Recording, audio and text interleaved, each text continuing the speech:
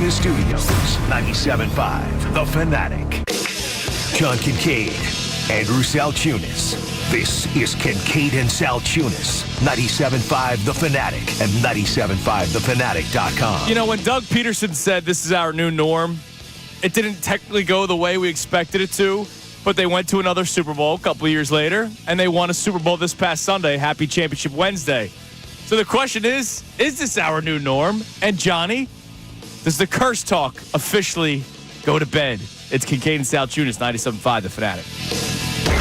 This is Kincade and Salciunas. Jams, baby. They dominated. I never saw that coming. The way that defense made Andy Reid and Patrick Mahomes look, that's legendary. Is this real? Like, are we awake right now, or is this just some sort of dream? Kincade and Salciunas. John Kincade, Andrew Salciunas. 97.5 The Fanatic and 97.5thefanatic.com. And a happy Championship Wednesday, Philadelphia. I'm Andrew Salciunas alongside my man, John Kincade. Johnny, good morning. I love the opening there.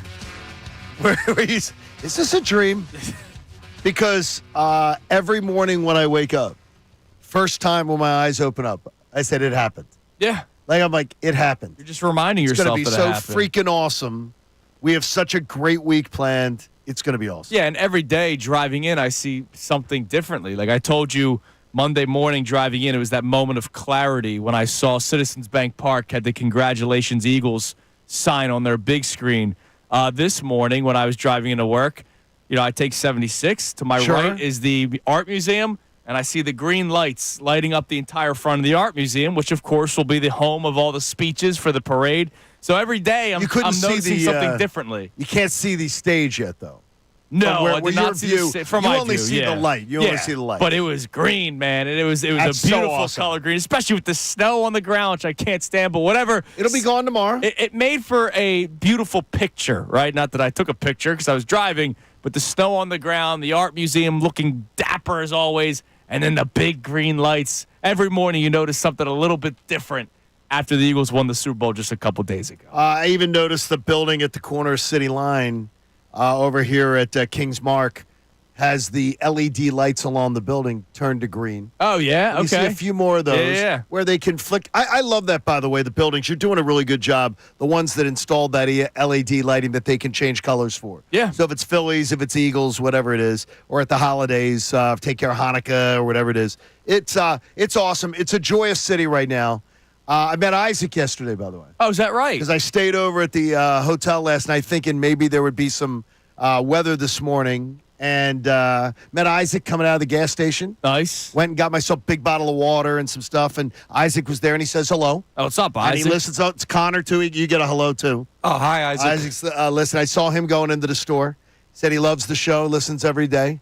I think he was wondering why I was going into that gas station at that time. I said, we're right over there. He had no idea. He had no idea that we were right across the street. Oh, really? Yeah. So you got to do what you got to do. Everybody's happy. Everybody is sharing in the happiness. Everybody's sharing in the moment of excitement that this town is having right now, and we all freaking deserve it. Yep, absolutely. It continues all day today. It continues all week. Continues Haley's on back. Friday. Haley's back. She was at the Super Bowl. Good job, which Hale. is really freaking cool. And then, of course, Friday is Parade Day I can't wait. in the city of Philadelphia. So, Johnny. Yes. Doug Peterson tried telling us back on, when would the parade have been? It February 8th? was February, I think it was probably the 4th is when they won. So it was 5th, 6th, 7th, 8th. So February 8th, 2018, Doug Peterson uttered the words. Lose my freaking mind. We better figure this out. No. That wasn't what he said. That may have been the next. my bad. That may have been the next season when things weren't going well. No, he said this is our new norm, and we all ate it up. We did. And we all thought, all right, Carson's coming back, and we have our franchise quarterback. Wow, we won the Super Bowl with our backup. Imagine what it's going to be like with our 10-year franchise quarterback. Little did we know that he was not going to be able to handle the Eagles winning the Super Bowl and him not being the quarterback, and it all went downhill from there. But now in 8 seasons, 3 Super Bowl appearances, 2 Super Bowl championships. If we're focusing on just the Nick Sirianni era, Sure. 2 Super Bowl appearances in 4 seasons, one of them being a championship. And if you look at the outlook of the NFC, the Eagles should still be a conference contender next year For years. and for the years to come. So, Johnny, Doug Peterson tried saying it, Right. but is it finally true now that this is our new norm? I think that the roster as constructed tells you that our new normal should not necessarily be planning for parade day, Right. but contention for parade day. I would say you're in contention for parade day for a conceivable period of time. And look, you have the leader in Howie Roseman, who's been able to put together these rosters A in 26 different ways. Right. A 26-year-old to be your quote-unquote face of the franchise. Who now has 2 Super Bowls under his belt and a ring on his finger. Which, by the way, in the beginning of his career, is exactly where Patrick Mahomes was. Yeah. How about that? How about Exactly that? where Mahomes was. Yeah. 2 Super Bowls, 1 ring. Yeah. It's At the amazing, same- isn't it? At the same exact spot. So, And he's outperformed Mahomes in both Super Bowls. and I'm not saying that Jalen is going to have what Mahomes has had. No. But I'm absolutely going to say he belongs in any conversation with Pat Mahomes. Yeah, and look, he's shown you enough. He went into Arrowhead and won last year against Pat Mahomes. He did. And look, the national media is finally starting to say that. We'll have some fun with that later on in the show today. Sure. But I forget which show. Somebody said he should now be considered number 2, right? Like, Mahomes is still 1, despite Jalen Hurts beating him on Sunday, and nobody should argue that, in my opinion. Sure. But Hurts, I forget who it was. Somebody said Hurts should be the number 2 quarterback in the NFL because all he does is win. He should not be a notch below Josh Allen. He should not be a notch below Joe Burrow. No. He's accomplished more. And by the way, in his poise in big games, his big game poise is superior to both of those gentlemen, no matter what anybody tells me. Yeah, I think one of our callers yesterday, and I forget his name, my apologies. I think he said it best, saying these lists are top 10 entertaining lists now. It's not top 10 actual quarterback play. And that's cool if that's what you do. If that's what you want to say, but, Right, but admit it. Admit it that it's entertainment. Because, like, maybe Jalen Hurts isn't the most entertaining quarterback when he throws for 180 yards, and Josh Allen's more fun to watch when he throws for 400 in the blistering snow in Buffalo. I get it. But who's winning? I like when Brady said the other day, and I don't remember what time it was in the game, but he just talked about, he goes, Jalen Hurts, he goes, he's just efficient. He used the word efficient. And I'm like, you know, Must have been listening to Kincade Salciunas. I said, that's a great word. But you know what, though? Oh, it's so great funny. it's great when Brady says it, No, Connor. but that is the truth. But it is the truth. When Tom Brady says it, it means a hell of a lot more than us saying it. It means a hell of a lot more than Connor saying it or anybody, because Tom Brady realizes it. People are everybody's sucked up into their fantasy football team or whatever bet they placed on their app as far as how many yards they needed that day, and they get frustrated when they don't get it. Right. What Tom Brady gets is that Jalen Hurts is everything. And you know what? Having the 26-year-old that's got it all figured out, I'm going to tell you right now, I was so into Carson Wentz, though.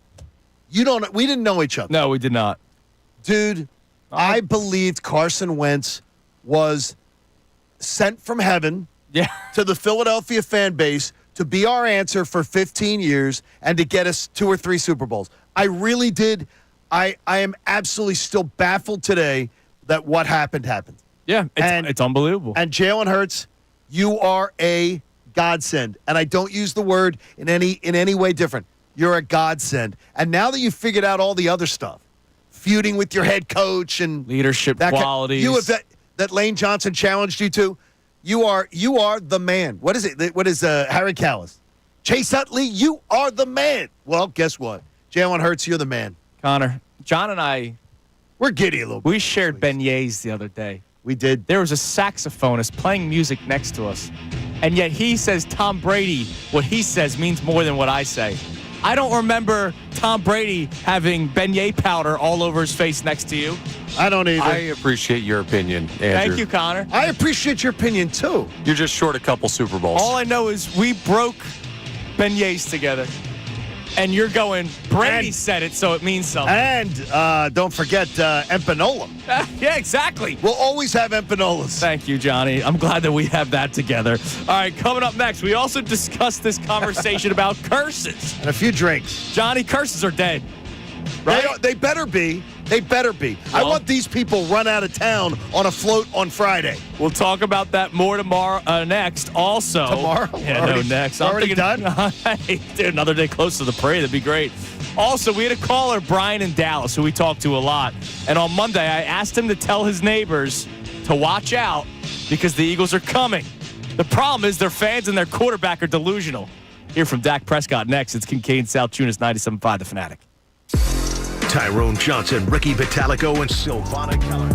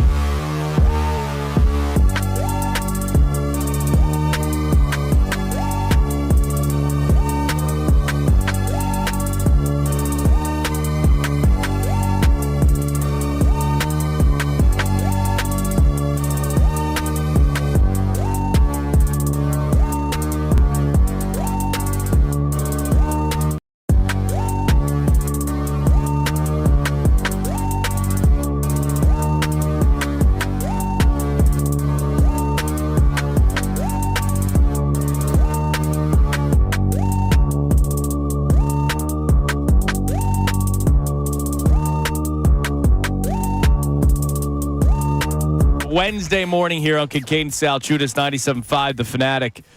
Before we play the Dak Prescott audio, because he is the leader of the delusional Cowboys group of people, we had a caller yesterday, my man June in Philly. At the very end of the show, it was the last call we took. And remember, I said everything I had to say before even going to him, because I've been talking to June for years. And I still remember after, I guess it would have been the Eagles. Were they the last team of the 100 days, or was it the Phillies?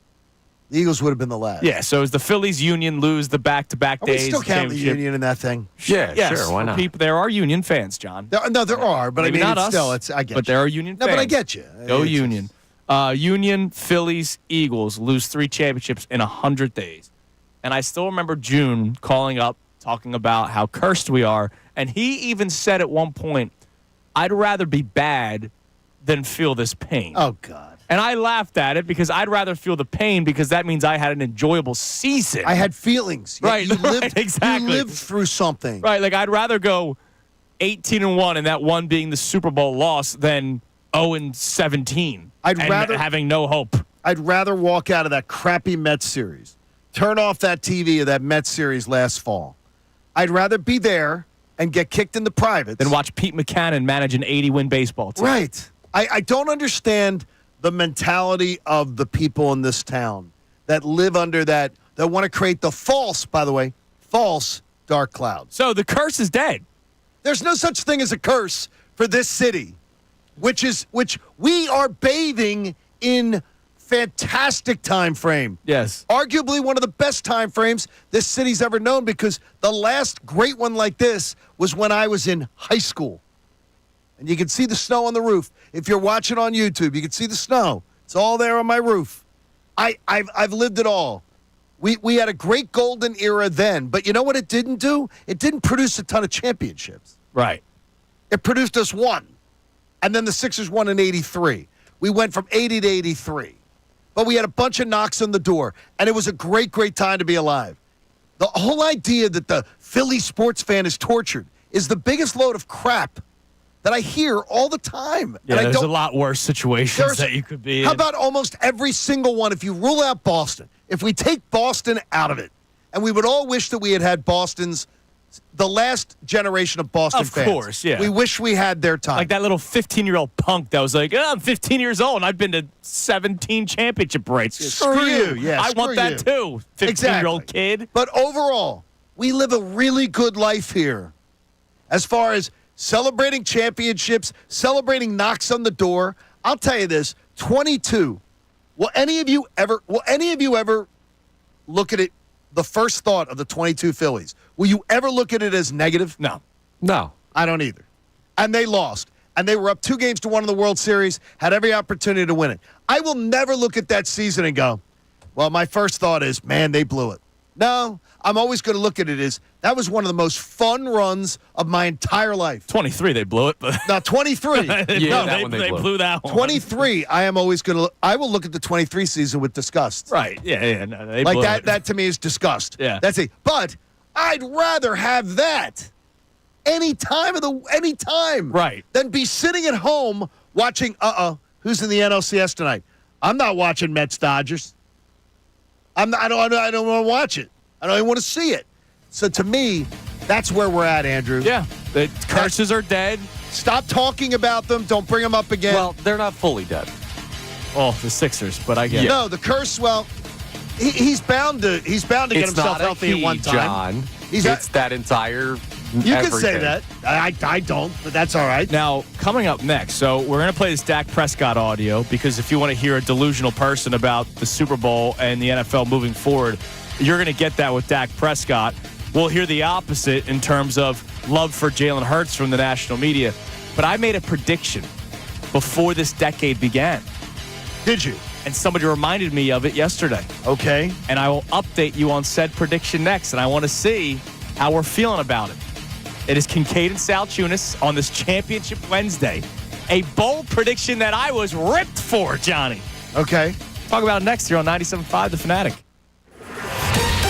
Fanatic Sports Update. Giving shine to the coordinators. I'm Connor Thomas, and this update is brought to you by CSB Media Arts Center in Cherry Hill. Discover your future at the CSB Media Arts Center in Cherry Hill. Skills-based training in broadcast media, filmmaking, and more in just a few months. Visit GoCSB.com for a tour. That's GoCSB.com. The Eagles are continuing to enjoy their Super Bowl 59 victory, and it's time to give some shine to the coordinators. Nick Sirianni talked earlier this week about Vic Fangio's legacy as a defensive coordinator after the big game. Obviously, we were very talented on that side of the field. Vic Fangio is one of the best coordinators of all time. I think he cemented his legacy of being maybe the best defensive coordinator of all time. Maybe the best of all time. That's high praise from the head coach. Unfortunately, offensive coordinator Kellen Moore, who also had a great game on Sunday, has agreed to become the new head coach of the New Orleans Saints. So once again, the Birds will be searching for a new offensive coordinator this offseason. But folks, we're not worried about that yet. We got 2 days till the parade. It comes your way Friday. The Sixers fell to the Raptors 106-103 last night. They'll play the Nets tonight at 7:30. That game live here on The Fanatic. Adam Schefter will join us at 7:55. Jeff McLane will join us at 8:25. This update's also brought to you by Mercedes-Benz. At Mercedes-Benz, there's a reason they go the extra mile, from testing their vehicles to creating AI that can anticipate your needs on the road. They demand that every car is worthy of their star because it's Mercedes-Benz. I'm Connor Thomas for the home of the 76ers and Flyers. 97.5 The Fanatic and 97.5thefanatic.com. The Eagles are once again Super Bowl champions. Down in the Big Easy, the Birds took down Patrick Mahomes and the two-time defending champs Kansas City Chiefs in Super Bowl 59 to earn their second Super Bowl championship. Is this the start of a long run for the Eagles? Only time will tell.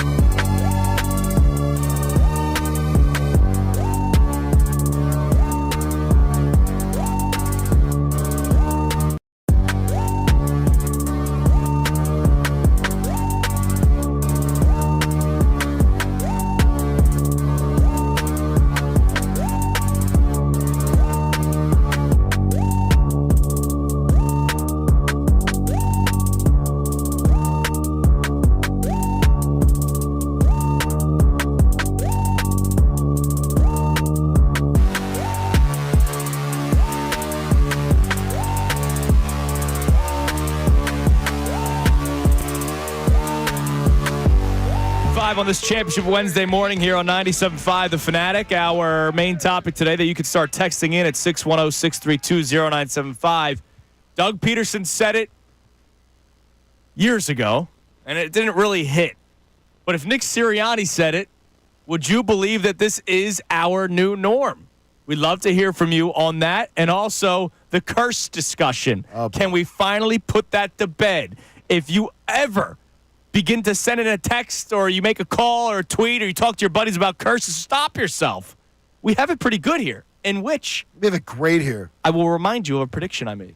Okay, I did not. Was I here? You were not here okay, yet. I was not here yet. So toward the end of 2019, All right. we started talking about 2020. My man Ant would say the roaring 20s. Okay, I remember him referencing this. And so I made a prediction. That includes the union, by the way. Okay. And if you want to take out the union, then we'll have to try to figure out the math here. Because there was a guy on social media yesterday that said, I don't count that one, so we'll have to readjust it. I don't believe the vast majority of sports fans in this town are You're probably right. counting the union. But, even though you can love the union and that's awesome. I'm here for everybody. But no, Johnny. the majority are not. The vast majority are not.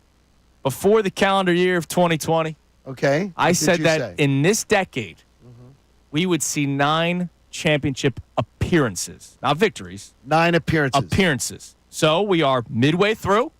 We have 2 Eagles. And 1 Phillies. 1 Phillies and 1 Union if you count the Union. If you're saying no Union, then you have to drop the number to 7 or 8. Like I can't keep it at 9 and only have 4 teams. I was counting 5 teams. So just make it 8. To not redo history, because I did this 5 years ago. Not 5 teams, 9 championship appearances. We are at 4 midway through. All right. I still feel pretty good about it. Yeah. I think Phillies one more time. I don't think that was that hard to make that? Was that a bold prediction? People were ripping me because the Eagles were. This is the downfall of the Eagles. The Phillies had not made the playoffs yet. The Sixers were what they are. We now. thought the Sixers would do the majority. No, we thought the Sixers would do the majority of them. But you knew that Harper was there and they were installed. They were going into an era they of gave spending. Kapler. You know They what looked this? like. Yeah, you know what this city was like. Come on, man. They were not feeling good about the Phillies. I still remember the 2022. There were people that didn't want them to make the playoffs. Well, the 2022 Phillies weren't likable till the last week of September. They acted like a bunch of jackwagons. I know. But look, 4 appearances in 5 years. Can I get 5 more? I think you can. Okay, explain your math. Well, I would imagine that like the next 5 years, I could easily see the Eagles going to 2. I could. 2 Super Bowls. And I think that's conservative. And considering by the way, it carries into like the Eagles 20. It would be February 23rd. So you're saying you could see the Eagles going to 2 more Super Bowls. Okay, Connor, I'm bought in. Because the NFC's not tough. Yeah. I'm bought in. Go on. That would get me to 6. I imagine the Phillies are going to go back with the talent that they have. At least 1. That's it. So that 7, and then I need the Flyers to carry some weight here. That's the thing. Because the Sixers aren't doing it. Right. Sixers are. The Sixers. You know what the Sixers are heading towards? The They're Sixers heading aren't towards doing a process. Yeah, Sixers aren't doing it. So I need the Flyers to carry their weight. And I don't think I you're like going to the see beginning of this. I don't think you're going to see the Flyers competing for a like being in the Stanley Cup in 5 years. It has to be Stanley Cup Finals. Yeah, but by Appearance. 2030. But it's going to be wait a minute. It's 2025. Yeah. Okay, they're not making the playoffs in 2025. 6, 7. Okay, by 8 or 9, 9, maybe. All I need is 8 or an 9. appearance, baby. Okay, that's going to give you 1. Okay, I'll even let you throw in the Flyers. Maybe could do 1. Okay. You're not making it. Well, the Union are going to make it to 2. No, they're not. Hey, you don't know. Oh, Yes, you following the what Union? I can tell you is that they got a new head coach, man. right now the budget. Let's just say the budget's telling you they're not competing. Yeah, remember we thought Kevin Durant would do anything for them. I think it's going to be tough for you to hit that number, but I don't think it's the I think it's going to come craziest close. prediction. No, I think we'll come close. I applaud you for coming close. Look, it's been a good decade already. It's already been a nice halfway start. through. It's been a pretty damn good decade. I would say since I rolled back into town, things have been pretty good. Some are saying that you're the good the luck reason charm. why Cooper Salciunas, the golden child, ever since That he's could be been too. born. I mean, he's been great. Kincade and Salciunas, 1 year of this show together. We get a already Super see Bowl. Super Bowl. 1 football season of Kincade and Salciunas, one Super Bowl. That's the kind of math I like. And look, that's, Connor, I gotta people go. should be thanking us. Yeah, they do every All right, morning. easy I there, got to kid. go Jalen back. Hurts MVP. I got to What go about back, us? Connor, to your math though. You think conservative Eagles go to Super Bowl twice in the next 5 years? Yeah, dude. Who of the important players on this team are leaving in that time frame? Like Lane Johnson will That would be retire. the first name- that would be the Saquon first will name be I think gone in of. that time frame. I don't know that he will be. I do. I think I do absolutely. That he's Right. like All right, and at that There's a certain point, shelf at that life point, to a- Jalen Hurts is now a pocket passing right. quarterback. Jalen Hurts is, and remember, for those who might mock that opinion you're offering, just they're too young to remember Tom Brady in the beginning. Yeah. When Tom Brady was not the gunslinging Yep. passer, of the 500-yard Super Bowl guy. Yeah, he wasn't that guy. Okay, yeah, I mean, there's a lot of this core to love and to like. Lane Johnson being gone, to me, is the biggest boogeyman for this franchise. Yeah, and that time will come. 3 out of the 5 guys on both trenches are going to play at a Pro Bowl or All-Pro level for the next 5 to 7 years. Yeah, I agree with you. Will they all- defensive and offensive line are going to be monsters forever. Will they all be here? Yeah. Landon Dickerson's already locked down. Mailata's already locked down. Juergens is going to get locked down. Jalen Carter's got to get locked down. Jordan Davis is not going to be crazy expensive. Nolan Smith, get it done now because he's only getting more expensive. But I don't see the Eagles not wanting to keep any of those guys. I know, by the way, the I think they'll want to be draft here. picks that they will then get over the next couple of years because they're doing a great job with that. I think they will want to be here too. You know what's so funny though is that when you did your prediction, the Eagles drafted like idiots. Yeah. Well, I thought the Sixers were going to get because You thought the Sixers were Well, fine. You bought into at least Embiid getting a couple trips to the finals, if not because a you couple know the parades. NBA. Once you get to one, Right, exactly. You're Tends getting to be back that. to multiple. Sure, and you're at least in the mix to they get haven't gotten to one. All right. How do you respond to the delusional Cowboys fan, John? Because I still saw it on social media yesterday. And look, they are looking for anything to make themselves feel better about their trash organization. I saw a Cowboys tweet making its rounds around social media yesterday. Wake me up when you get to 5. Oh, get out of here. And it's like, first off, were you alive Dude, for any of them? Dude, it's 30 years. Stop. It's been a long Stop, dude. time, I want to man. know the person who tweeted that out. I'll try Because to find they're it probably, out. They're probably like 35. They probably don't remember any of it. Right, exactly. They don't remember any of it. But it's not just the fans. How about their franchise quarterback? What? If you remember, before the season started, Dak Prescott was interviewed, and they asked him, what are the Cowboys going to be at the end of the season? Champions. Yeah, we're hosting the Lombardi. And then I remember week 5, he said, we bleeping suck. You caught that on the national broadcast. Well, here was Dak Prescott yesterday with the backhanded compliment of the Philadelphia Eagles. I feel like we compete with the Eagles and beat them for the most part when we played them. I don't want to say check the record when they're the guys holding the trophy right now. So credit to them. They've earned it and they deserved it by all means. But, yeah, very close, especially even watch the NFC game, the NFC Championship. And those two teams that we battle against each and every year a couple of times. And, as I said, feel confident about we've gotten the better part each and every time. To see them, to see it in such a dominating fashion, credit to them. It's our turn and it's on us. Check the record is something that Dak Prescott said. And you're right, statistically, in the regular season, you've had a good record against the Philadelphia Eagles. Correct. What is your career numbers in the playoffs? You and the rest of your teammates stink. Terrible. And there Terrible. is a difference between regular season play and playoff play. So Dak Prescott doing the whole, check the record. Well, check this. Look at this ring on my finger. Dak. I don't understand Dak even spurting that out this week. I just think that The day it's after just- or 2 it's- days after. It just doesn't make sense. I mean, you don't want to say we got no shot. But I think the better answer, I think Jalen Hurts' answer to that same question, if he was in Dak's position, would be, we got a hell of a lot of work to do. Yeah. We have a lot of work to do before we even talked about with that kind of discussion. So, is this our new norm? Question 1, 610-632-0975. Question 2, how do you respond to the delusional Cowboys fan? Let's have some fun with that, as this is a fun week continuing, right? Parade Day is on Friday. We'll tell you about our coverage on that coming up next. Parade Day Friday. Let's have fun with this all week long. How do you respond to the delusional Cowboys fan that tries to still do ring talk or just tries to talk about how Eagles are frauds or fluky? It's ridiculous, man. We'll hear your text messages next. It's Kincade Salciunas, 97.5 The Fanatic.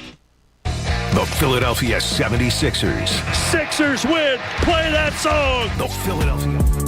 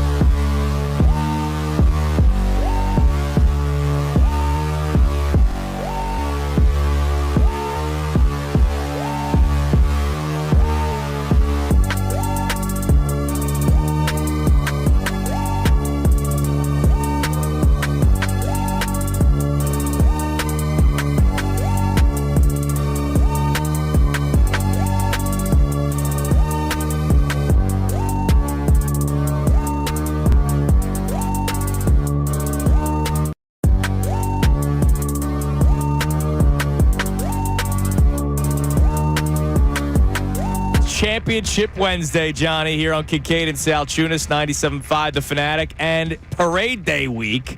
The parade coming your way Friday. Make sure you're listening all day on The Fanatic as we got you covered. You and me will be broadcasting live from the Cambria, correct? Whoa. Cambria. You, John, and I. And Connor will be there as well. Thank My you. apologies. The The Cambria Hotel, Philadelphia, 219 South Broad Street. Mike Missanelli show will be there as well with Ray Dunn. It's nice to include everyone. We're right near there with Locust Street, so the Broad and Locust stop is right down there. Yeah, so near pop the up hotel. and say hello, and then the best Wave show up to ever. it. Wave up to it. Yeah, we'll be on the second floor balcony, which will be really cool. See, that's really awesome. Best show ever will be live from Pagano's Market and Bar in Commerce Square on Market Street in Center City. You can get all the details at 975thefanatic.com. David, one of our listeners, points out the Eagles have established that pattern of being Super Bowl contenders. He said, in fact, they're one bogus holding call away from potentially having 3 Super Bowls within this time frame. Now, when I hear that from David, because I hate whining about calls, I got you. but it really does say to yourself, man, there could have been another one. Well, Screw the calls. Did you see Chauncey Gardner-Johnson go back to his tweet? That's what I was about to bring up, yes. Yeah, he said, try that on a different field, and this defensive line eats that offensive line alive. Yeah, and he he got ripped for 2 years. Somebody recently, he went back to it, right? Yeah, he went back to he it. basically said, see what we meant about the turf? Because the defensive line, 4-man rush was getting Mahomes all day on Sunday. Now, how did the Kansas City Chiefs work out their cleats? Because George Tone was a Chiefs fan, and they knew the cleats. Stop it. Come on, Johnny. They had 10 options on cleats. You don't Yeah, think but there- they you don't think didn't there's any get to Hurts corruption? either, really. You don't think there's any corruption? The Chiefs in that No, Super Bowl I do in not. 57 didn't get to Hurts either. They didn't. Here's the thing. If you're going to give Hurts unlimited time and Mahomes unlimited time, it's Yeah. a significant advantage to the Kansas City Chiefs. And oh, by the way, that was the Eagles' defense MO, was just trying to get after the quarterback. But that's all right. That's a conversation for another day. That's a day. To me, that's one that I will not participate in. With the whiners, I will let them whine. I'm not doing that one. That's nice. You got your ass kicked that day. Stupid. You made a bunch of stupid mistakes that the Chiefs didn't that day. A few. A bunch of them. I'd say like 2. That cost you the game. Jalen gave them 7 points. You lost the Super Bowl by 3. That's one right there that you cannot just take off the board. And then you had a lousy punter and lousy punt coverage because all year long you had bad special teams with that team. And it's your problems came back to bite you in the ass. You didn't have that issue this past Sunday when the Eagles won Super Bowl 50. No, There's they our did answer not. on if John's going to get soft. Yeah, exactly. All right, let's go to the phones. We got a text message as well that we'll get to. Let's go to Rick in Easton. What up, Rick? Good morning. Hi, Rick. It is a good morning, gentlemen. You know, a lot of my friends thought I was crazy when I kept saying, I'm just feeling a 34-17 win. I just felt it. I usually am not this positive, but here's what I took into consideration. You look at this offensive line that has 3 all-pro players and possibly more in the future. 1,745 pounds of beef. Their game plan was to pound that defensive line into submission. It didn't matter how Barkley was running in the beginning of the game. They were wearing that defense down no matter what the play was when they ran the ball. So what did they do? They exploited his other talent. He was a great receiver in college. He really was it can really catch passes. And that was a huge number one reason why they won. But you guys know I've called you for the last 3-4 years since we picked those 4 key multiple All-Americans that know how to win, as they won 2 back-to-back national championships in Carter, Davis, Nolan Smith, and Nakobe Dean. That is critical. Do you know that no team, Super Bowl champions, ever had those many key players on defense That were at the collegiate same champions, time? too. That were collegiate champions, and you just add 2 of arguably the best 2 shut-down cornerbacks, which is why Mahomes could not throw the ball, which is why he was sacked 6 times. And we talked about this before. That's what shut-down corners do to a pass rush. Yeah, and that's why you only have to rush 4, Rick. And thanks for the call. I mean, that's why you only have to rush 4. That's why you're not bringing extra pressure, because you have these guys that are locking down the receivers. And, to Rick's point, the All-Americans that the Eagles have drafted, it's just crazy. We talk about copycat league all the time. I still don't understand how more teams don't do that. I think the thing is you can't copycat the Birds unless you copycat Howie. True. Unless you copycat and learn from what the Eagles front office has done. Les Snead, general manager of the Rams, has said to me before, if teams can't duplicate what Howie does with the salary cap, you can talk all you want about personnel development and everything like that. You have to have an owner that works in tandem with the general manager, that has a vision for spending upfront money and everything. There are things that the Eagles do that help make them more successful. Right. And, there's teams that, for whatever reason, don't go into the same belief of trenches, which the Eagles have been doing Dallas for 20-plus years now. And I think that's been part of it in the NFC. Dallas doesn't have that mentality. Atlanta doesn't have that mentality. You don't think the Cincinnati... Look, I know this is going to be kind of crazy to say because Jamar Chase is a freak, right? But the Bengals draft Joe Burrow, who literally got killed his rookie year. Sure. Because he had no offensive line.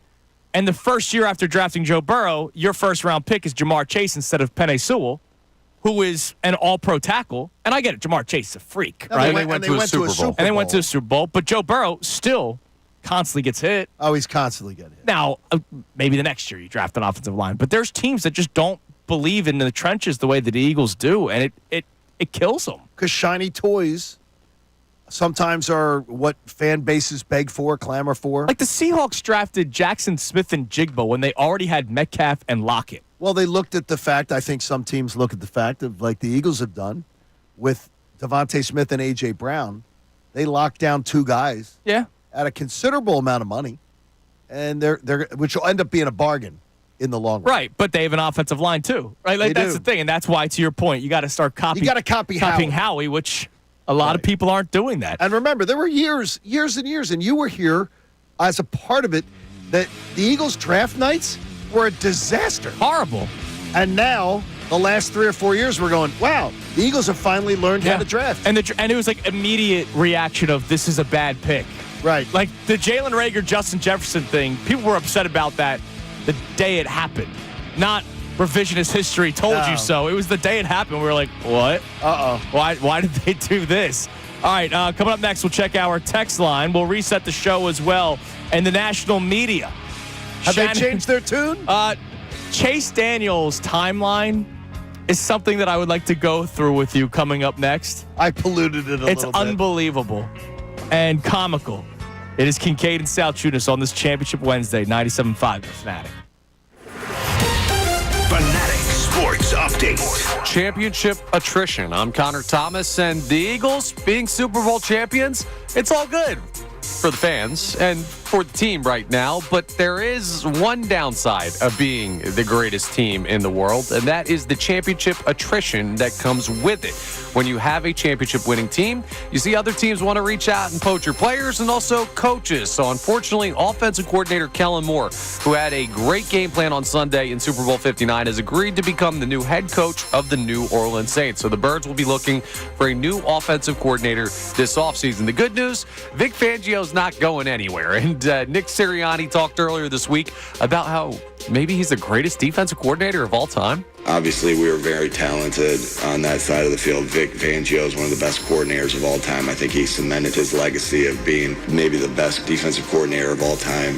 So more out. Fangio still here. Some shuffling on the coaching staff to do this offseason, but we're not worried about that yet. We've got 2 days till the parade, folks. Your Birds are still world champs. The Sixers fell to the Raptors 106-103 last night. They'll play the Nets tonight at 7:30 p.m. That game live here on The Fanatic. Adam Schefter will join us at 7:55. Jeff McLane at 8:25. This update is brought to you by Polestar Princeton and Polestar Philadelphia.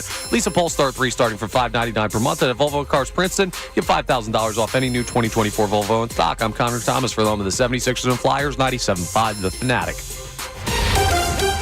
Ricky Batalico.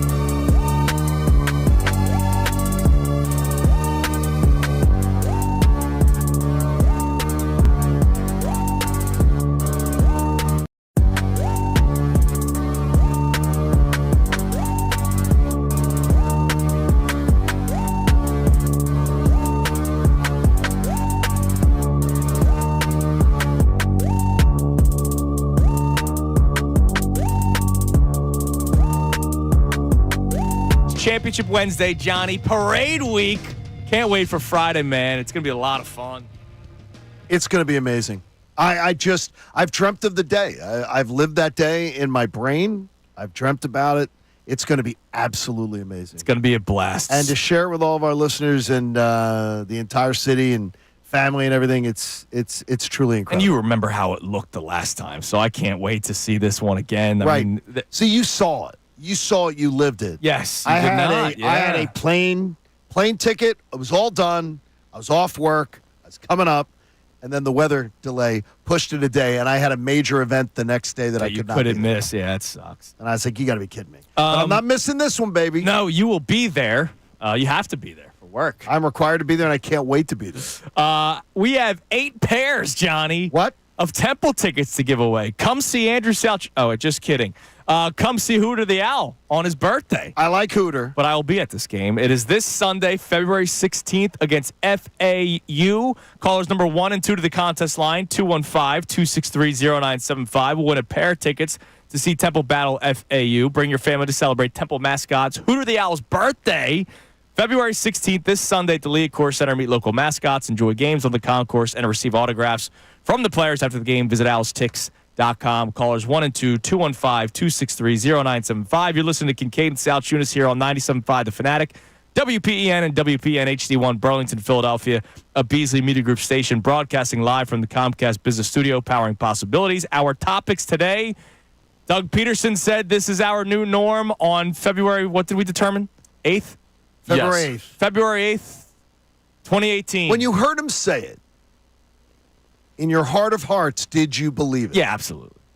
Because once they won one, I said anything's possible. I was like Kevin Garnett. Then at that part, you're like, that's like fine. anything. And by the way, the offensive line was just as good and younger, right? Kelsey was younger. Lane Johnson was younger. And so you felt really good about it. And then, of course, it fell apart. Is this our actual new norm? A Super Bowl appearance just 2 years ago, a Super Bowl victory just 3 days ago, with a young core, with that offensive line, Howie Roseman now clicking on all cylinders, also in the draft. Jalen Hurts, we always talk about how important winning is because now you know the taste of it. Now you know what it goes through. We talked about on Radio Row all week how loose the players were because a lot of them were just there 2 years ago. Because everyone we spoke to. Everyone, dude. Talked to Steve Weish, had been with them the day before, and he was just like, man, they're really loose. Yeah. They're really loose. This team is very, very comfortable. They feel like they're the Chiefs were more tense than the Eagles were. Well, it's so weird when I heard people say the Chiefs had more pressure on them. I rolled my eyes. Yeah. And then I watched them on Sunday. And they looked miserable, dude. The minute that I got to tell you, there were people who suggested on NFL Network that at 24-0 they looked after the even at 17-0 on their bench. Well, there was the shot of them along the bench. That was 24-0 and when the all bench their picture. heads were down. And then the crazy moment was when Chris Jones fell to his knees when Hopkins had that really bad drop, and he blamed the officials. Right. Yeah. It was the officiating. Hopkins. Yeah. You dropped the pass wide open. Dude. But Chris Jones literally dropped to his knees.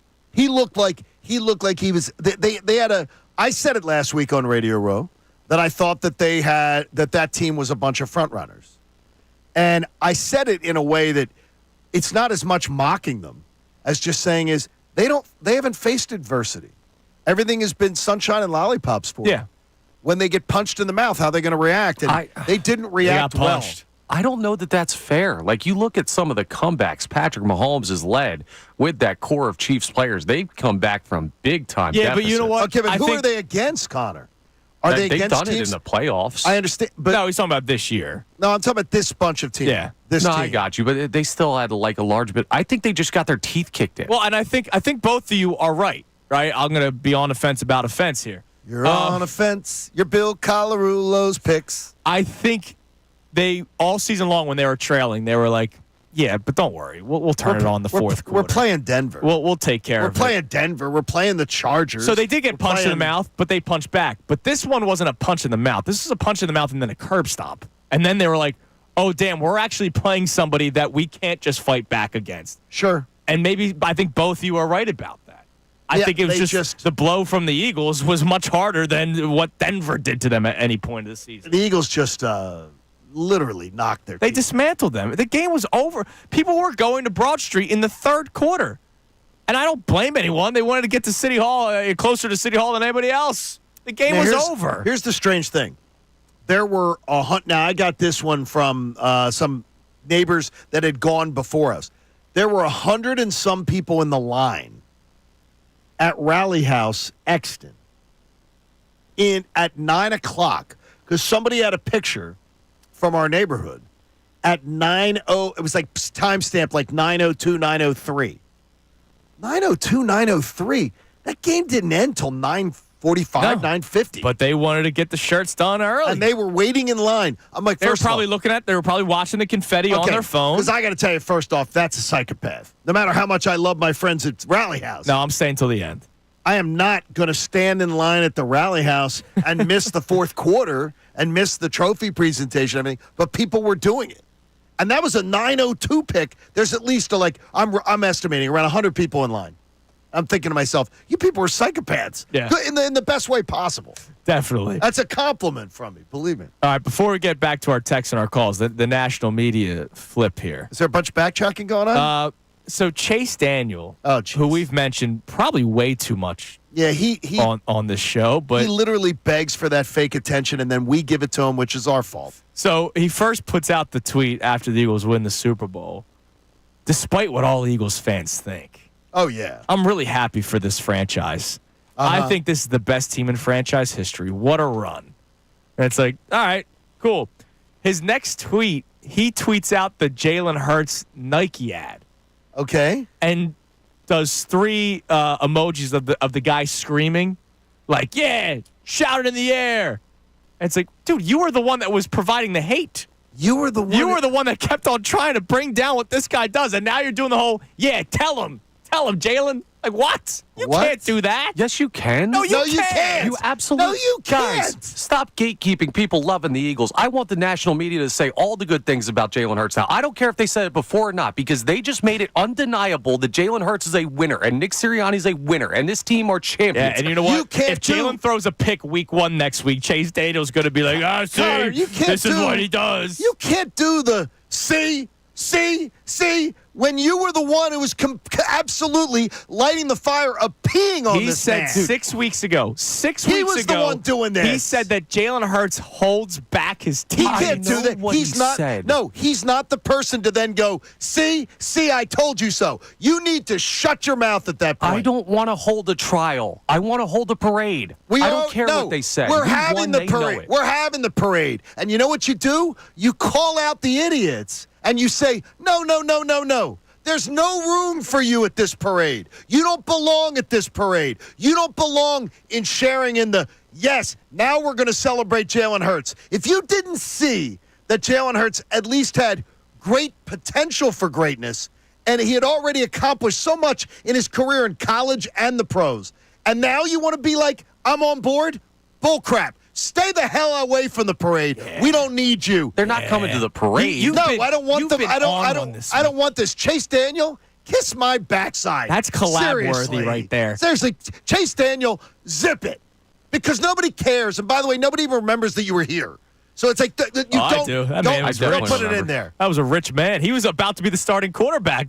Remember when they traded Bradford, we thought it would be Chase Daniel. Seriously, Chase Daniel's the only guy who goes to the bank on payday with a ski mask on, cashing his checks from the NFL. Shut up. I don't need to hear anything about it when you're talking about Jalen Hurts. You trash the man over and over again for your clickbait show, and now you're going to act like, oh, yeah, see? Go get him, Jalen. Tell him. Put respect on his name. Hang on. Everyone take a beat. Because everybody in the national media at one point or another said Jalen Hurts was not good enough. Like everybody. No, I don't believe that. Dude, I do not believe that. All right. There were conversations about whether or not they could win with the way they're playing, with the lack of throwing. Alex Smith's thing. Alex Smith did not trash Jalen Hurts. He tried saying that they couldn't win this way, and I thought it was dumb. Right, we thought that was dumb, and we called it out. But Chase Daniel literally said he's holding back his teammates, and now he's doing the whole put some respect on his name. By the way, that entire show I mean, right now, I would imagine that LaShawn McCoy, right now, he has to feel his IQ dropping every day. Hold on sitting around that room, even though Shady was a part of it. He's got blown his hands, too. He said that Tanner McKee at one point would have been better than Jalen Hurts. They literally have said, guys, we need traction for this show. How are we going to get traction for this show? Clickbait. Give us clickbait every single day. Because if they believed half the crap that they said during football season, that show would have been canceled. Now, one more tweet. They must have been listening to the show yesterday. Well, they could be. Chase Daniels tweet. Jalen Hurts is changing the way sports media views the quarterback position. Oh, shut up. And he played lights out in the Super Bowl. Hey, welcome to the party, Chase Daniel. Welcome to the freaking party. Sorry you were so late that everybody else has already been in here and almost all the beer's gone and the buffet table's been picked over. You're welcome to the table late. You're not welcome. You're not welcome at the party. Right. Get the hell out. Gatekeep, John. Get the hell out. Gatekeep. Just go. Go.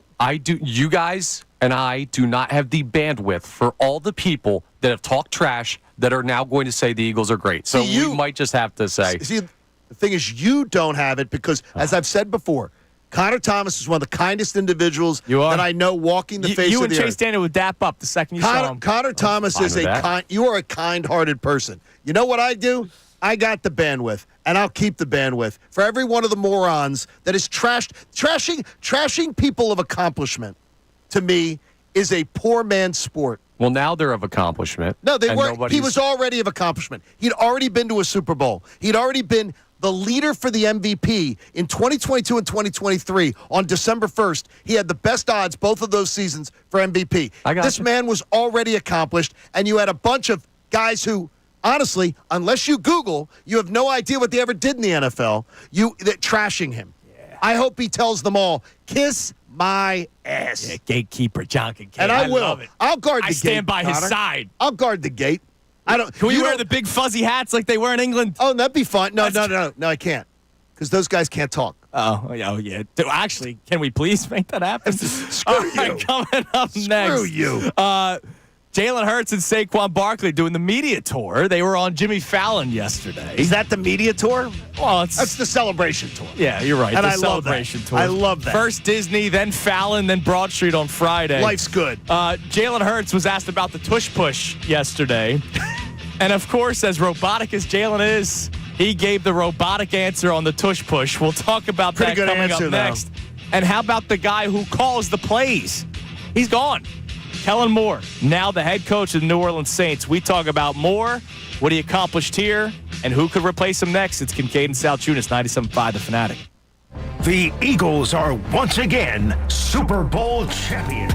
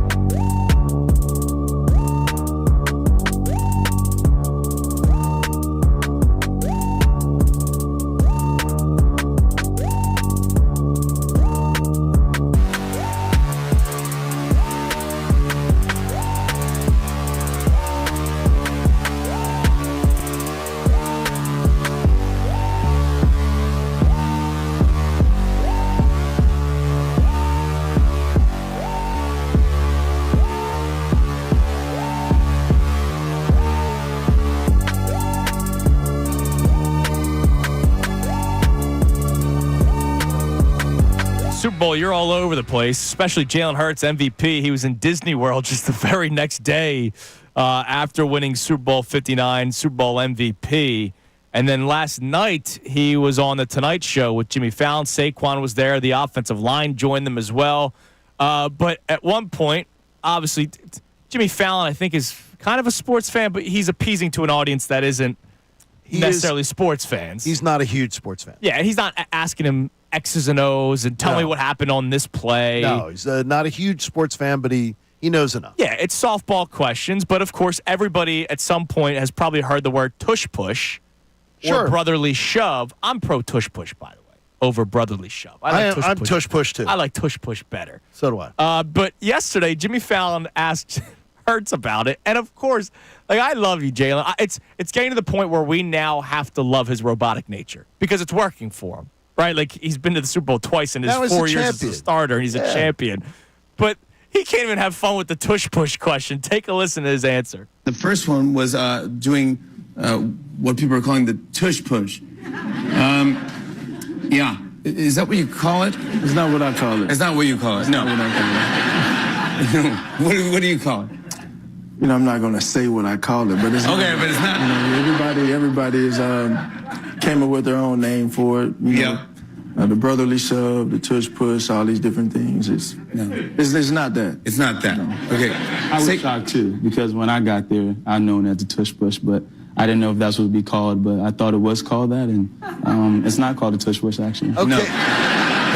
What is your role in the quote unquote tush push? I think I have the easiest job, to be honest. I think I'm the one who pushes the tush. I think that's actually how Saquon is so freaking smooth. Yeah, he's got a future ahead of him outside of football too. All right, does your mind race now?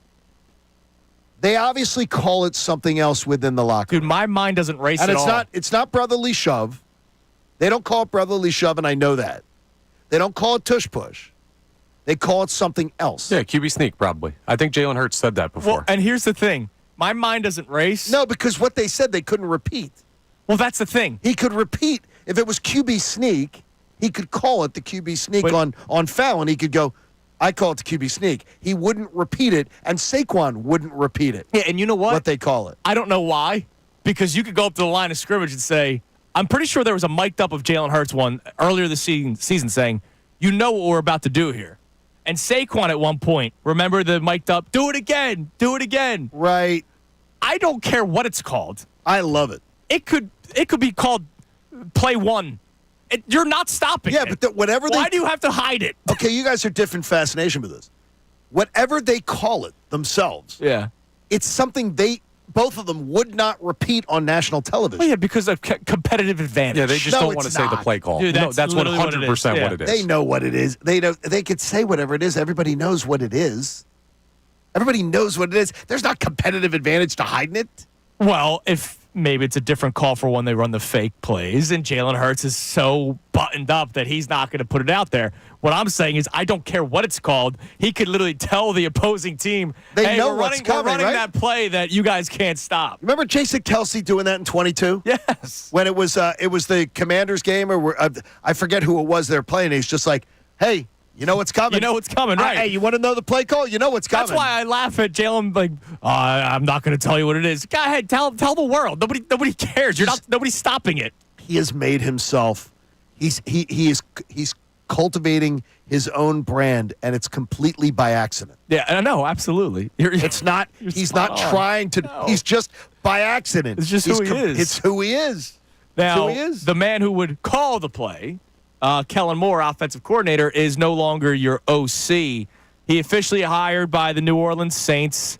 It was a weird year for Kellen Moore, but a weird year that led to a Super Bowl ring. Right. His two best games were literally the NFC Championship game and the Super Bowl.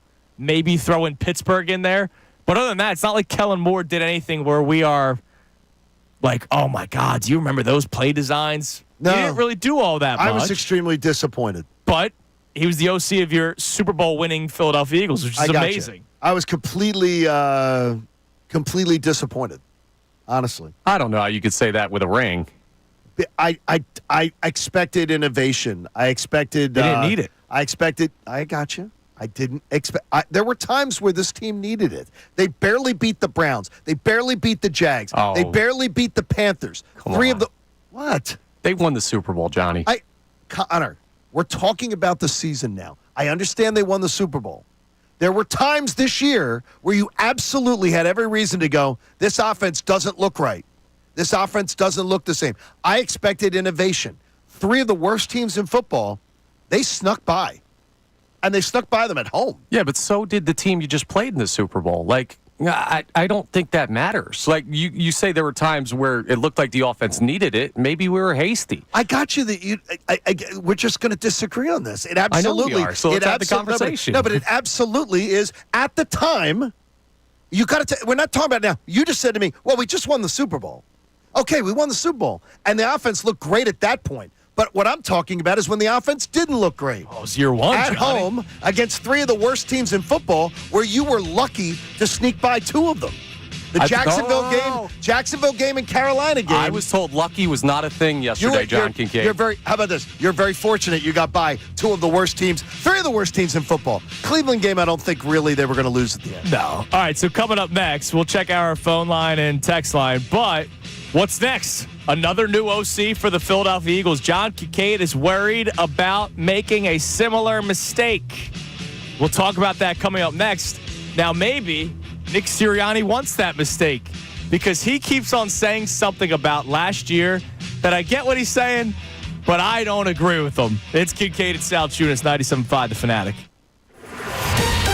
Fanatic Sports Update. More moves on. I'm Connor Thomas, and the Philadelphia Eagles, well, they're still Super Bowl champions, of course, but with that comes other organizations trying to poach players and coaches. We saw it the last time the Eagles won the Super Bowl. We saw it in 2022 when they went, and now Kellen Moore has agreed to become the next head coach of the New Orleans Saints. So it will be another offensive coordinator job search for the Philadelphia Eagles this offseason. We still got the parade to think about in 2 days, so we're not quite there yet. And what we do know as well is, well, Vic Fangio, he's not planning on going anywhere anytime soon. Nick Sirianni talked about the efforts of Fangio on the defensive side of the ball this year and in the big game. Obviously, we were very talented on that side of the field. Vic Fangio is one of the best coordinators of all time. I think he cemented his legacy of being maybe the best defensive coordinator of all time. Is Fangio the GOAT? I don't know that we need to have that conversation quite yet, but it was a great performance on Sunday, leading to the Eagles' second Lombardi. So again, Parade Friday. We'll see y'all out there. The Sixers fell to the Raptors 106-103 last night. They'll play the Nets tonight at 7:30. That game live here on The Fanatic. Adam Schefter joins the show at 7:55. Jeff McLane at 8:25. This update is brought to you by Tullamore Dew Irish Whiskey, the original triple distilled, triple blended, and triple cask matured Irish whiskey. When it's game time, it's Tully time. I'm Connor Thomas for the home of the 76ers and Flyers, 97.5 The Fanatic and 97.5thefanatic.com. Bill Colarulo. Once again, Jalen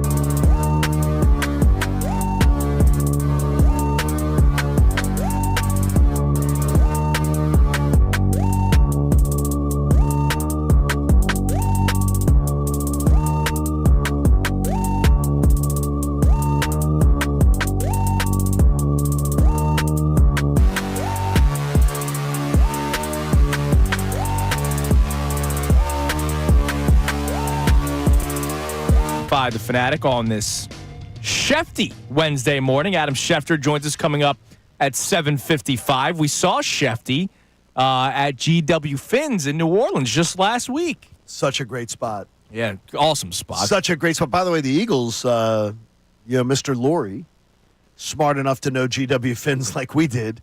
They had a huge party there Saturday night. Oh, is that right? And Jeffrey Lurie had booked that, by the way, in July because he knows he goes to the Super Bowl anyway. Right. And he knew he'd have a traveling party. But they added a bunch of people to the party and were able to extend it. Yeah. And they had a big party there on Saturday night. You added like 2 seats. You know, you and Jeffrey Lurie, basically the same person. Basically the same. But they did say that they had gotten 23 tables from us.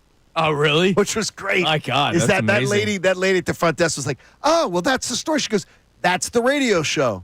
That keeps on talking about it. People kept saying, well, we heard it on the radio. This is the place to go. Oh, that's all. That's good work by you. And it lived up to it. My God, yeah, dude, that place was amazing. Amazing. All right, let's get a call in here before we get to the new offensive coordinator discussion. I mean, obviously, this is something that we can talk about for months or weeks, depending on when they hire the new offensive coordinator. But John is worried about a mistake that could be made. But let's go to Michael and Yardley first. Michael, what's up, brother? Good morning. What's up? Happy Super Bowl parade week. Championship week. Championship Wednesday. You guys there.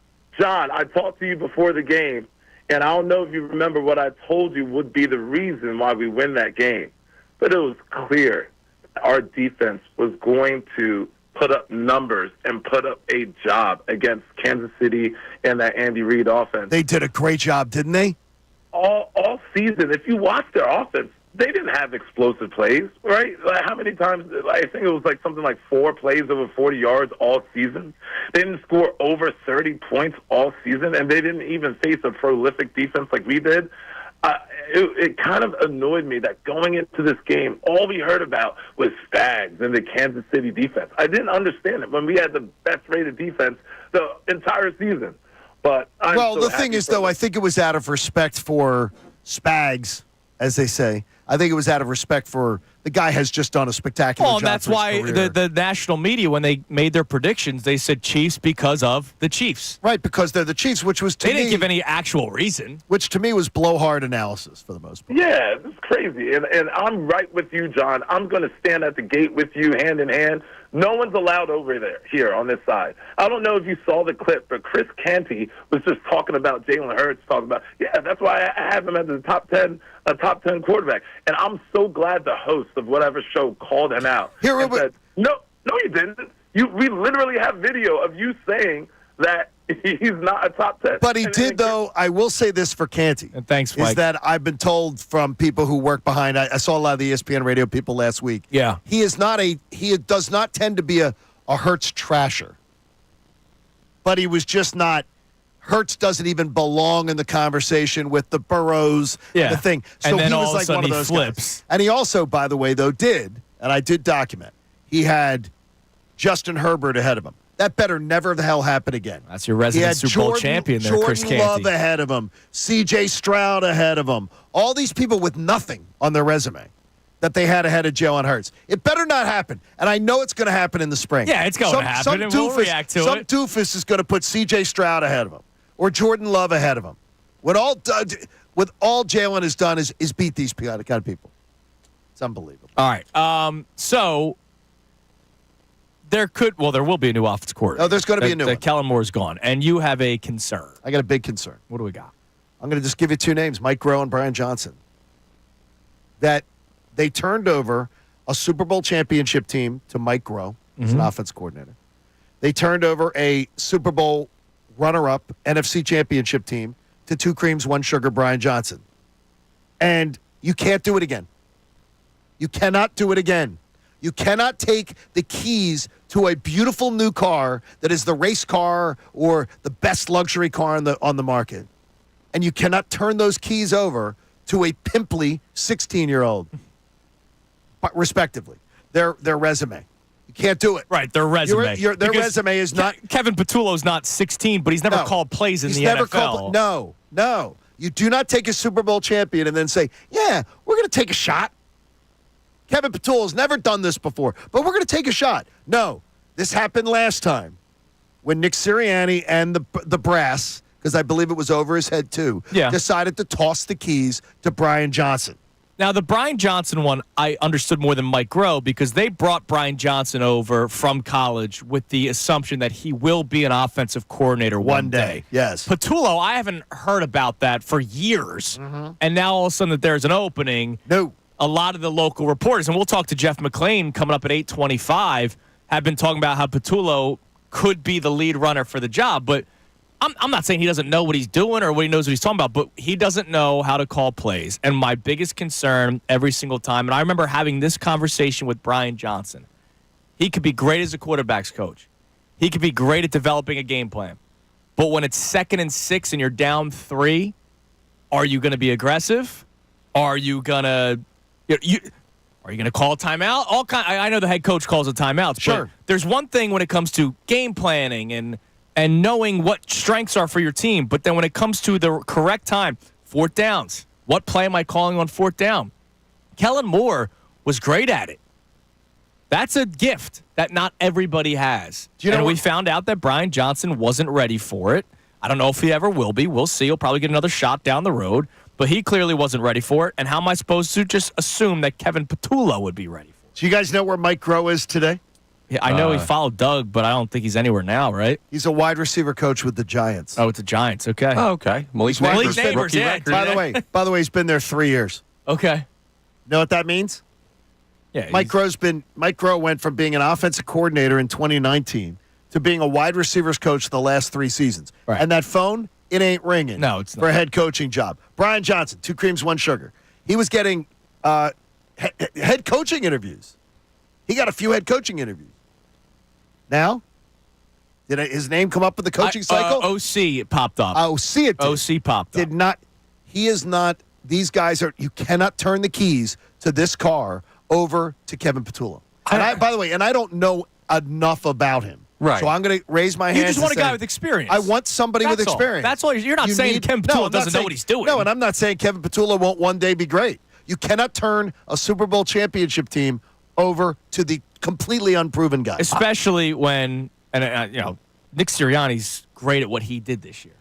But he's not great at design. And, he's not great at play calling. And when Brian Johnson struggled, there was no, let's turn to Nick for an answer. Exactly. This was Kellen Moore's offense. Yeah, now I don't think it's fair to say you can't do that, right? Because the Eagles have had hiring trends in the past, and sometimes they hit and sometimes they don't. Like, remember the Nick Sirianni hire? We had no idea who the guy was. Like, if the guy can coach, the guy can coach. And I kind of trust this organization to try and figure that out. Yeah, but one coach, CEO coach, is different than play call. Right. No, I understand. But we don't know whether or not Kevin Patullo can call plays at the NFL level. Right, I don't want to. I'm not finding out a test case. Right. You'd rather find out. I'm not finding out a test case. Let him find out somewhere else. And look, if there are veteran offensive coordinators that are available, and I know that there are some people like Mike was cringing the other day at the idea of Frank Reich.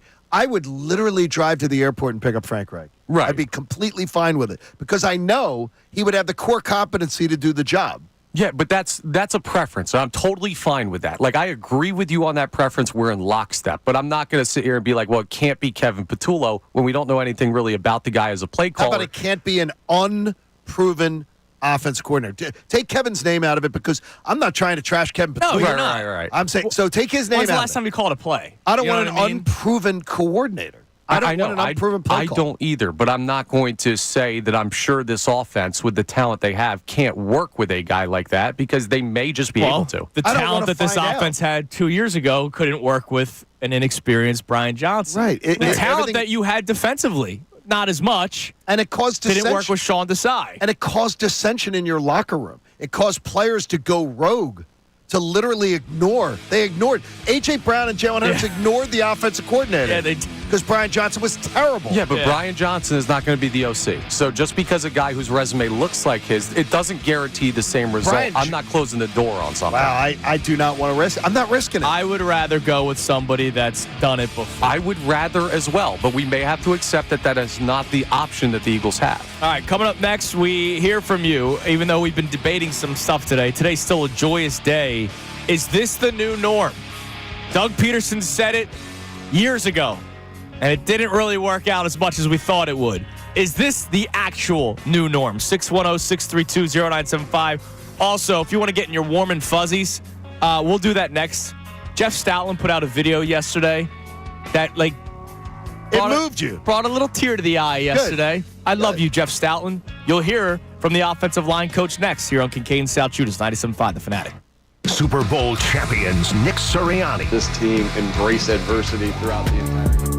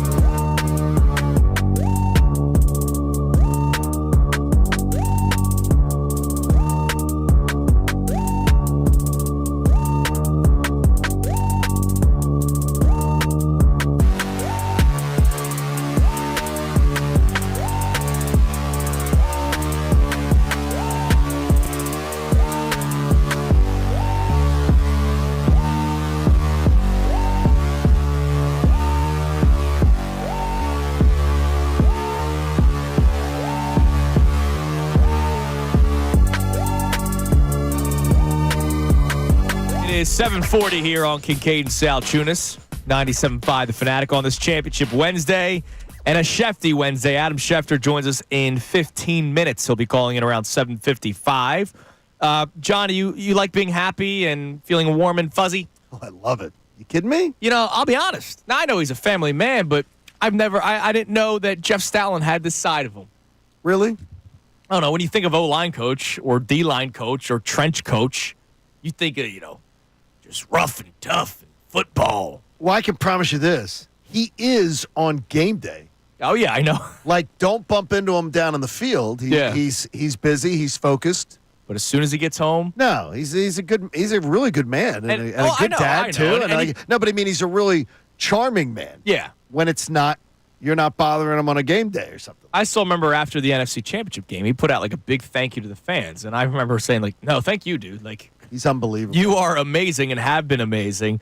So Jeff Stoutland yesterday walks outside of his house with the beautiful snow falling behind him, and he goes, "You know what? I want to put out a thank you video to the fans." See, that's awesome. So take a listen to Jeff Stoutland talking about you, Philadelphia. Hey, everybody. There's something that's been on my heart that I've been wanting to speak of. I thought this might be the best time. I'm out here walking around in the snow. It's beautiful. This has been a long, grinding season, and we wouldn't be where we are today without the wonderful fan base and support of the Philadelphia fan. So I just want to take a minute and say thank you from the bottom of my heart to all the fans on the road trips. We took over stadiums, just unbelievable. And so thank you for everything you've done to help this come true. So Super Bowl 59 is for you. Stout out. Stout out. I love that, man. Dude, that was beautifully said by Jeff Stoutland. How about two-time Super Bowl champion now, offensive line coach, two-time national champion in college. Yep. He went to Alabama with Nick Saban and won his first 2 years at Alabama. His only 2 years at Alabama. He wins the national championship. Both years. He's a freaking machine and beloved by his players. I mean, Jason Kelce literally cries whenever, he talks about it. But I heard that it's from what I've been told, that Jeff Stoutland, though, it is very much like Vic Fangio. Yeah. Let him do his thing. Leave him alone. Like, right. let him do his thing. And that Nick Sirianni and him have an amazing, energy between them. Mm-hmm. Really, really good. That's awesome. That's great. Lifetime contract. Whatever he Dude, wants. give it to him right now. I said to you guys this morning, and it's for another day. But I did say to you this morning, how long do you think Vic Fangio wants to coach? And the thing is, I wonder if being around all that young talent and the youngsters supposedly, from what I've been told, the young players really bust his stones back. Yeah. Like they love being coached hard. And then they bust him about being a grumpy old man and want to ask him the stupid questions on the video. Right. And he plays along. So I wonder if Vic Fangio and Jeff Stoutland's not that old, but that Vic Fangio and Jeff Stoutland are both like, you know what? I feel energized. Yeah, they're bringing a youthful energy out of me. I feel energized by being around. I know this, and I'll say it, and it's the nicest thing I'll say about you guys ever, is that when I work with the four of you guys every morning, it makes me feel younger. It makes me feel more energized because you guys just come in every day, and Connor comes in, as I say, like a golden retriever. He's just like the golden retriever looking for his ball, bouncing around, and you guys all just have that youthful energy. It rubs off on people. Damn right, man. It rubs off. When Haley wanders in with her TikToks, new tattoo, and she's got it all going on. Oh, yeah, she's got the Super Bowl 59 tattoo. I love it. By the way, speaking of Vic Fangio, and how he resonates with his players, Milton Williams yesterday just put out a tweet. Shout out Vic Fangio. That's all he tweeted out. No photo, no nothing. Just shout out Vic Fangio. Now Milton Williams got paid, or will be paid. I've heard a lot of it because of Vic Fangio. Okay, got yesterday from somebody that I have shared information from before that don't just slam the door that Milton Williams is gone. Don't just assume that he's out the door. That again, I've told you before, Baun is the one that everybody says will not walk out of the building. Yeah. Which is weird to me that all of a sudden they're going to change their philosophy on linebackers. Well, because they realized last year the four remaining teams all had linebackers and running backs. What did they do this offseason? Linebackers and running backs, man. But don't just assume that Milton Williams is out the door. Look, I would love for him to come back. Very much that, but I was told to probably assume Josh Sweat is out the door. Yeah, he'd be gone. But you could always, and listen, Zach Baugh deserves to get paid. You could potentially franchise tag him. Because of linebacker, you could. Yeah. The cost is not going to be and make that crazily work. prohibitive. And then you could pay Milton Williams. And, Good. Yeah, I mean, listen, there's a lot of stuff and it's Howie. Howie could probably pay all of these guys somehow. I don't know how he'd do it. It's probably not logical, but I trust Howie Roseman to do this. I said this to John yesterday after the show. Somebody's going to overpay for Josh Sweat. I think Josh Sweat's the one who's going to get overpaid. And good for you. By the way, congratulations. I did Atlanta. I love you for the Super Bowl. I did Atlanta yesterday, and the Atlanta Falcons are already one of those fan bases that is clamoring, going, "Go get Josh Sweat." Go ahead. And I told them, I said, said, get your money, man. I said, we love Josh Sweat here. We congratulate Josh Sweat. The only thing I would tell you is he has a history of disappearing for long periods of time, which would only make me wonder, was it Vic Fangio that unleashed him? Maybe. But he obviously put the damn work in. Look, you got me a ring. Go get your bag, man. No hard feelings. I will not hold anything against any one of them who wants to get paid. Absolutely. Let's go to the phone. Let's go to T-Love. What up, T-Love?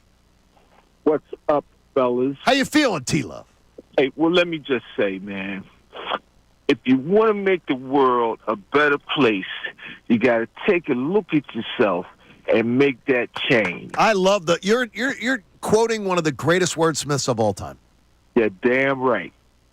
And now I'm going to say the key word for today is vindication. Vindication to all the hot take hacks, be it radio or television, who tried to make us not believe in our quarterback. It really, really, right now, man, I feel so wonderful. I feel so vindicated. I feel so damn Well, and I remember how upset you got when we were talking about the beef between Sirianni and Hurts. You didn't even want to hear about it. So I imagine you're on cloud nine right now. Well, let's get straight on that now. I was called an apologist. For whom? Jalen Hurts, by you. What do you mean, Jalen Hurts? They needed to fix the beef. They and needed they did. to fix it. And they did. They did. But they needed to, wait a minute, though. But at the time, you can't be vindicated because he fixed the problem that he created. What you can be vindicated by is the Chase Daniels of the world saying that he was going to hold back the team, and Correct. you knew from all along, and we knew from all along. And we were all in tandem with that. He was not going to hold back the team, and their style of play was the right way to play with him, and then eventually they unleashed him in the playoffs, and it worked. But at the time, before the season started, man, all that stuff needed to be fixed. It needed to be fixed, and by the way, his teammates called him out on it. He went on national radio on the Dan Patrick show, and Lane Johnson said he needed to be a better leader and needed to fix it. And to his credit, he did. He did, though, and we congratulate him for it. Okay, I'm going to say this, like I said, before the season started. Who the hell is Chase Daniels? Why are we hot taking Chase Daniels? Come on, guys. You guys know better. Listen, I can't believe he. I honestly can't. I can't hold myself sometimes. I appreciate the call, T-Love. Every once in a while, when he says something, I bite. You know? No, it's great because look, I take the bait. We're in the business of talking about this football team pretty much 365 days a year. Yeah, we need the content sometimes, T-Love. And unfortunately, part of the storyline was that they were constantly disrespected. I can't wait to see how much it really changes, though. It will change until he has his first bad game. Exactly. All right, coming up next, Shefty. Adam Schefter joins us as he will also relive Super Bowl 59. And what's next for the Philadelphia Eagles? It is Kincade and Salciunas on this Championship Wednesday, 97.5 The Fanatic. Fanatic Sports Update. Fangio among the elite. I'm Connor Thomas, and the Eagles are continuing to enjoy their Super Bowl victory. It's time now to give some shine to the coordinators, and Nick Sirianni talked earlier this week about Vic Fangio's legacy as a defensive coordinator. Obviously, we were very talented on that side of the field. Vic Fangio is one of the best coordinators of all time. I think he cemented his legacy of being maybe the best defensive coordinator of all time. Well, hey, a Super Bowl will do that to you. Unfortunately for offensive coordinator Kellen Moore, well, fortunately for him, but not so for the Eagles, he's going to be the new head coach of the New Orleans Saints. That agreement came out yesterday, so the Birds will once again be searching for a new offensive coordinator this offseason. But we've got plenty of time to worry about that. We've just got 2 days till the parade, folks. Another big celebration of the world champs. Sixers fell to the Raptors 106-103 last night. They'll play the Nets tonight at 7:30. That game live here on 97.5 The Fanatic.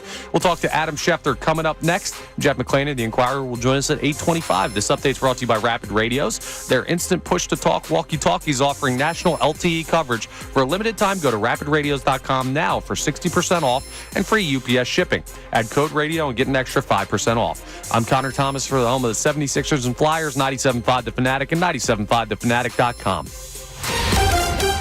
Vacation? Business trip? Don't worry. You can still hear all your favorite Fanatic shows no matter where you go.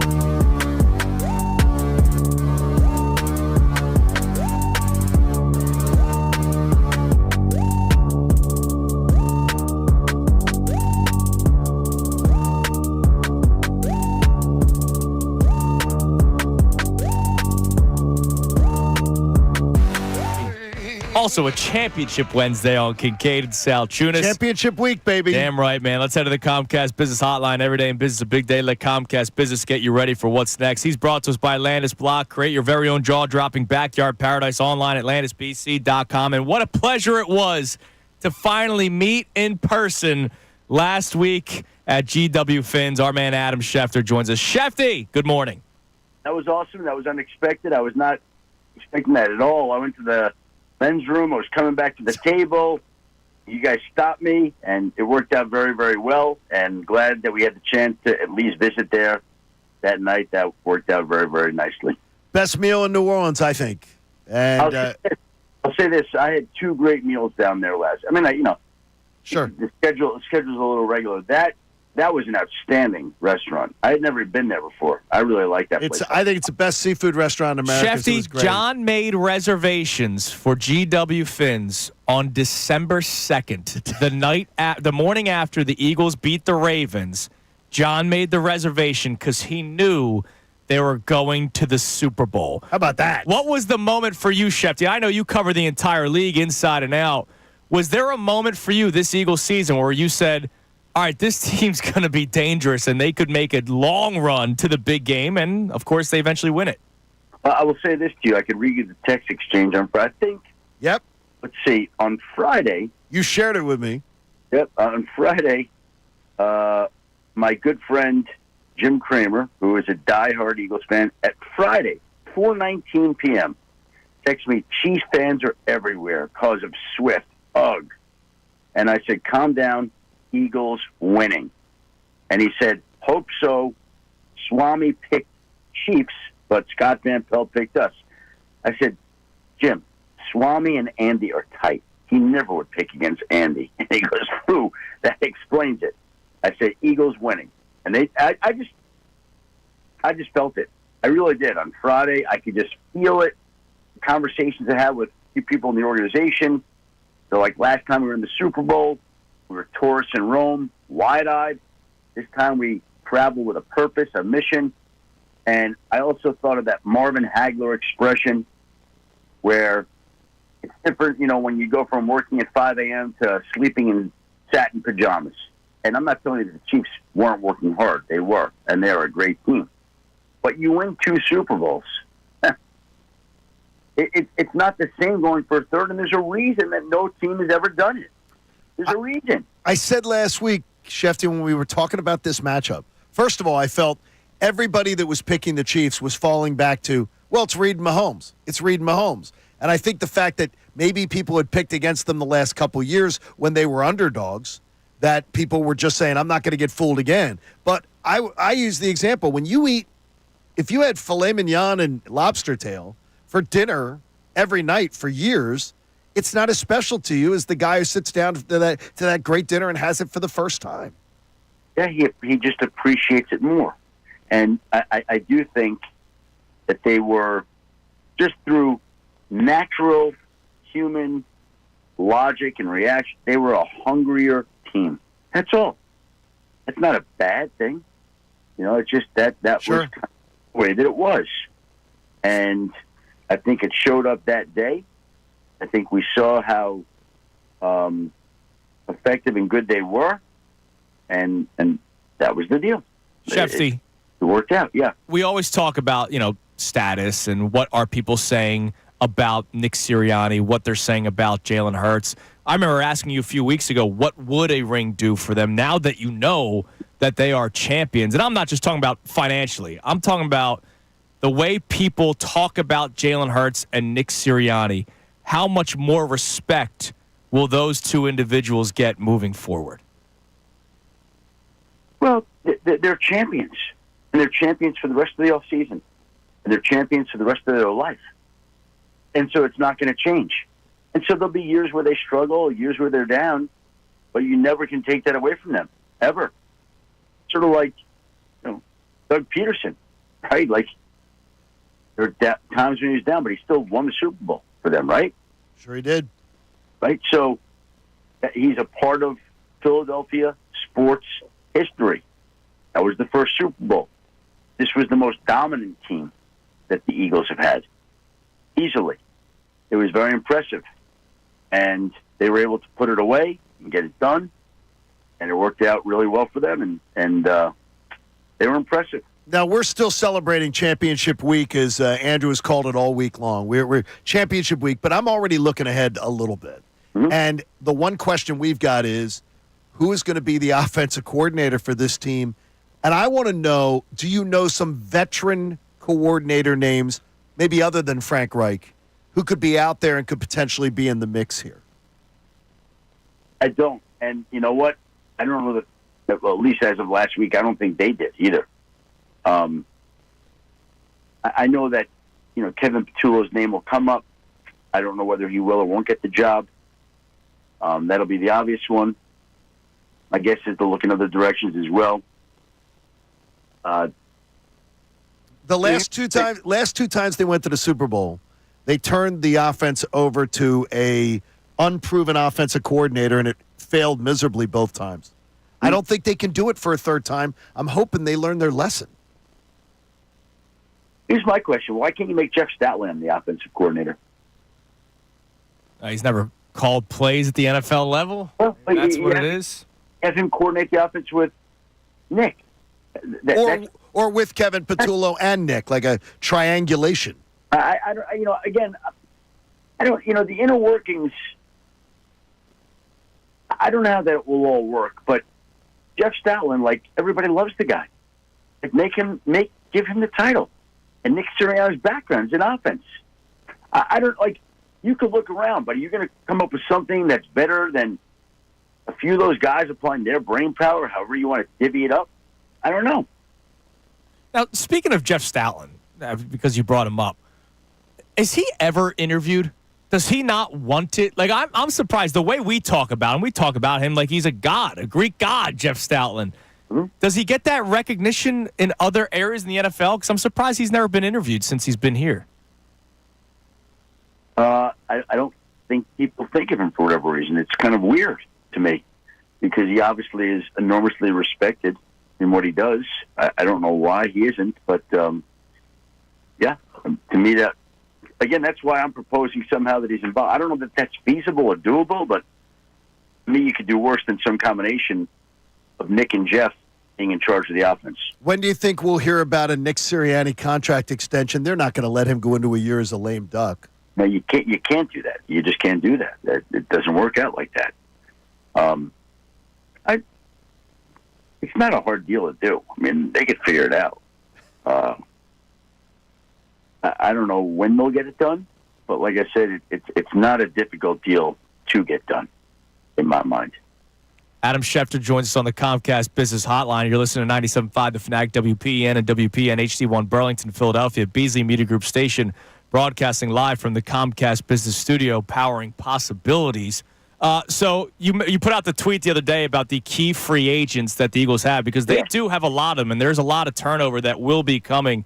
Do you have any belief in terms of where they might focus more? We know the Eagles' MO, building through the trenches. Milton Williams, Josh Sweat, two guys that are free agents on the defensive line, but we've also seen the success in the draft. Do you have any sense on who they could address early and often?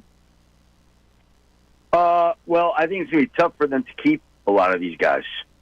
I just think that when you win, the price on these guys goes up. It just does. And so it's going to be tough to keep Josh Sweat, and it's going to be tough to keep Milton Williams, because inevitably other teams are going to view them as more valuable and be willing to pay them in ways that I don't know if the Eagles will. Milton Williams is going to kill it on the open market. Kill it. And I think Josh Sweat will too.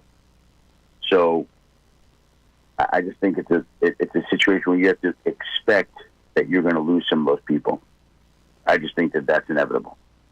Would you enjoy being at a parade, like if you came and hung out with us, or is that scene, that many people, that kind of crowds, something that you wouldn't enjoy personally? If you were just being a fan. Yeah. At this stage of my life, not my kind of thing, but I know it'll be an incredible day for the city, and I know people are going to really love it and and enjoy the hell out of it that day. Shefty, I'll be honest. I did the walk to Broad Street. Connor and I actually did a watch party in the city, and we walked to Broad Street. I got there for about 5 minutes, and I said, yeah, okay. I'm good. I saw it. I was around all these people. I saw a few fireworks go off. I drank a beer, and I said, yeah, I don't need to be here for the next 3 hours of my life. I'm heading home, so I don't blame you, dude. Yeah. Hey, again, I know it's going to be a glorious day for the organization and the city. It's going to be fantastic. It's going to be a blast. We can't wait. Shefty, listen, we'll share man. some video with you. We appreciate it as always. It was great meeting you in person last week, and I'm glad that we can continue our weekly conversations with you because we blink and it's going to be draft day. Oh, yeah, no, that's the way it kind of is, and it never lets up.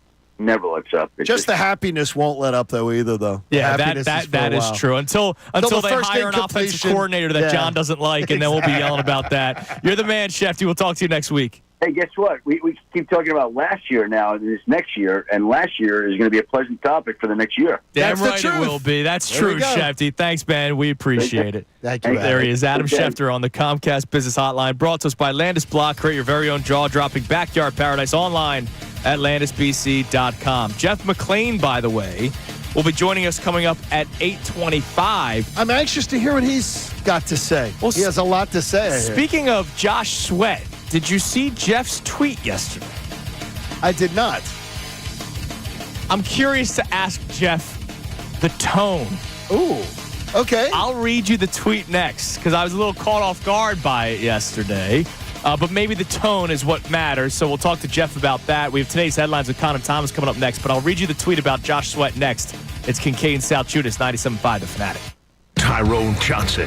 Nick Sirianni clearly had the guys on the razor's edge.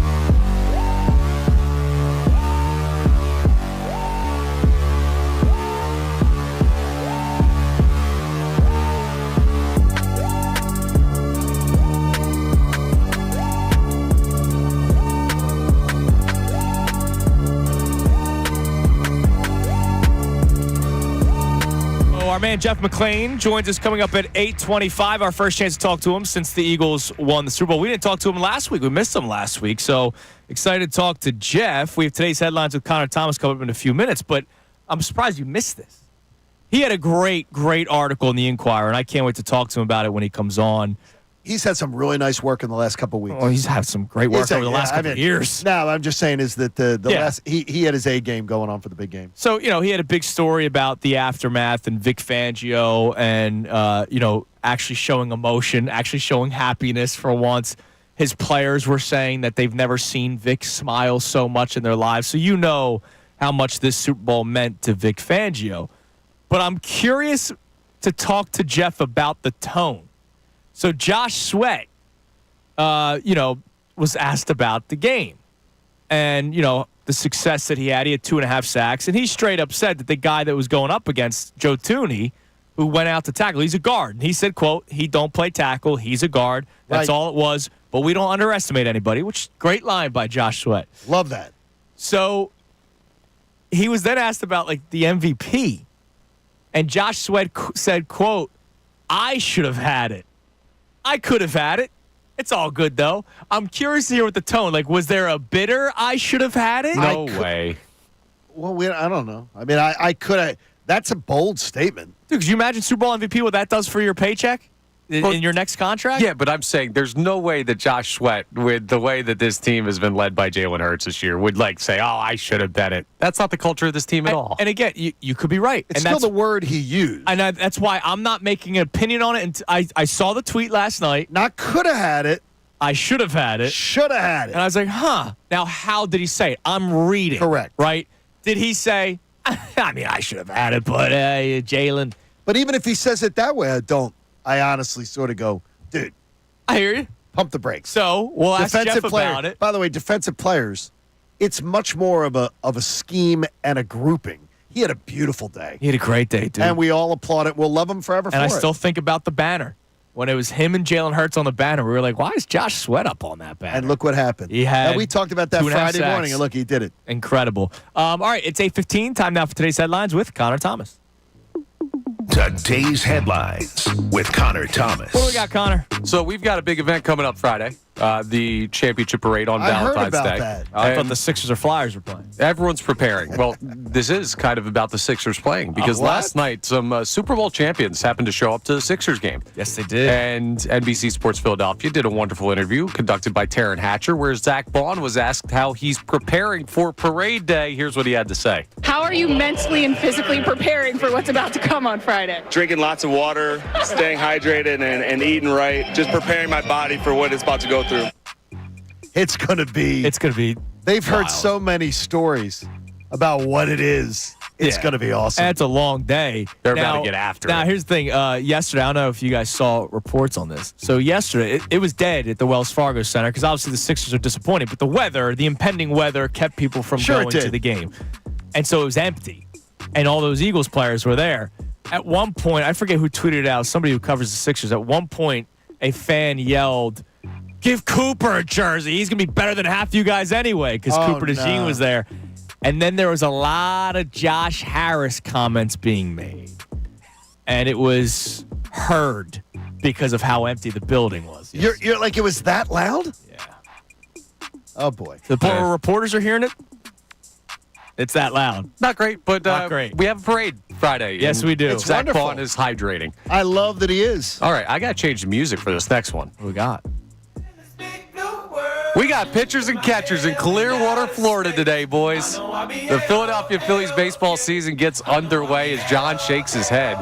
Not excited for pitchers and catchers? I love it, man. I'm Me fired too, up, man. man. Five weeks till I'm there, baby. I'll be excited in a couple weeks. 5 weeks. Well, I'll be calling in every single day while I'm down there. I'll try to make you get the warm and fuzzies of baseball season again. By then I'll be fine. Championship week? No, because the last 2 years, nah. I'm way over the song. I'm way over this song. See, I liked Ty Verdi before I liked Bryson Stott having A-OK. Okay, so you did. Yeah, I'm a big Ty Verdi So you fan. did. Okay. Yeah. It is a fun song. Dancing on my own. Then I'm right way there. over. I'm over the song because, if anything, it wasn't A-OK last year at all. No, it was not. In fact, it was. All right, we'll go back to the headlines music. All right, we'll round out with a replay from earlier in the show. Doug Peterson tried saying it, but is it finally true now that this is our new norm? Wow, what a question. I don't know that I can go that far. I got to be honest. And this is not any knock on the Eagles' ability to get back, and this is not anything against the team. Like, I can easily see them continuing this level of success. But to assume that a season like this could become normal for anyone, I don't think is fair to the season that was just put together. I think we need to acknowledge how amazing they were this year and the playoff run. And it's just like, can they keep winning? Yes. Can they win another championship? I firmly believe that. But to call this the new normal would almost underscore how great of a run it was. But earlier in the show, you said that it was like a at the very least 2 in the next 5 years Super Bowls being there. Yeah, but it doesn't have to look like this. But you said it was the least 2 out of 5. Johnny, I can make the argument that we just saw the best team, not in Eagles history, in NFL history.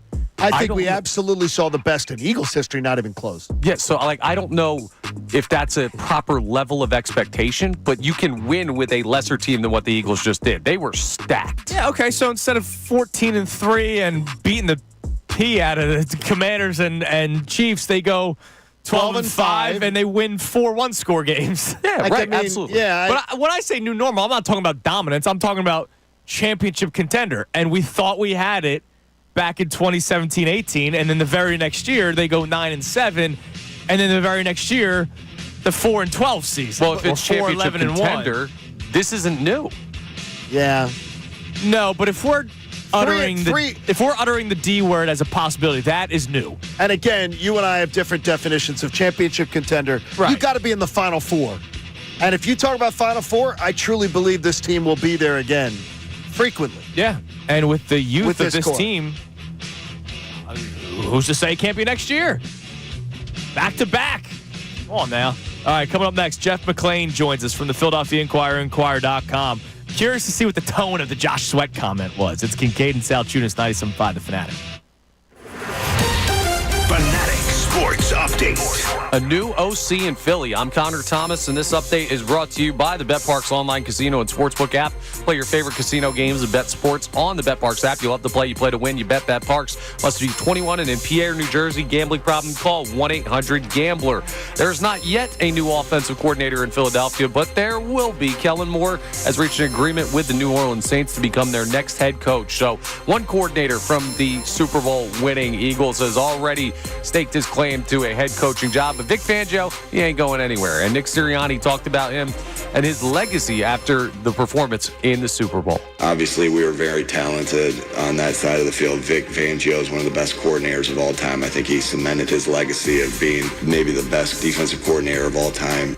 And we're not going to stop celebrating that performance anytime soon. Parade Day, just 2 days away. It will be Friday on Valentine's Day. The Sixers fell to the Raptors 106-103 last night. They'll play the Nets tonight at 7:30. That game live here on The Fanatic. By the way, pitchers and catchers report to Clearwater today for the Phillies. Jeff McLane of the Inquirer will join us coming up next. This update's also brought to you by Audible. If you're stuck in traffic, why not tap into your well-being with Audible audiobooks, podcasts, and originals? Your expert insight on health, relationships, finance, and more. Sign up for a free trial at audible.com. I'm Connor Thomas for the home of the 76ers and Flyers, 97.5 The Fanatic, and 97.5thefanatic.com. Not only can you listen to The Fanatic, but you can also watch on 97.5 The Fanatic's YouTube.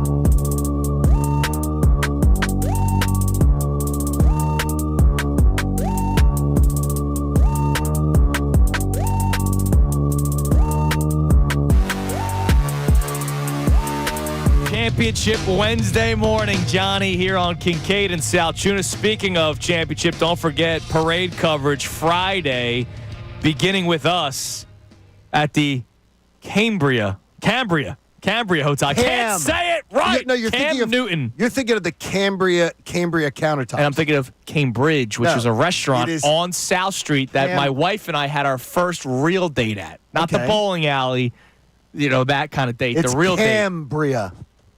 We'll be there Friday, 219 South Broad Street, beginning at 6 o'clock. The Mike Missanelli Show will be there as well, 10 to 2. And then the best show ever live from Pagano's Market and Bar in Commerce Square on Market Street in Center City from 2 to 6. So make sure if you're in any of the areas, stop on by, say hi. We'd love to see it. Now let's head to the Comcast Business Hotline. Every day in business is a big day. Let Comcast Business help you move forward with what's next. You got to experience the new look of Inquirer Sports, where fans can read, watch, and listen to their favorite reporters and columnists. Go to inquirer.com/sports. And, of course, one of our favorites, our man Jeff McLane, joins us. Jeff, good morning and welcome home.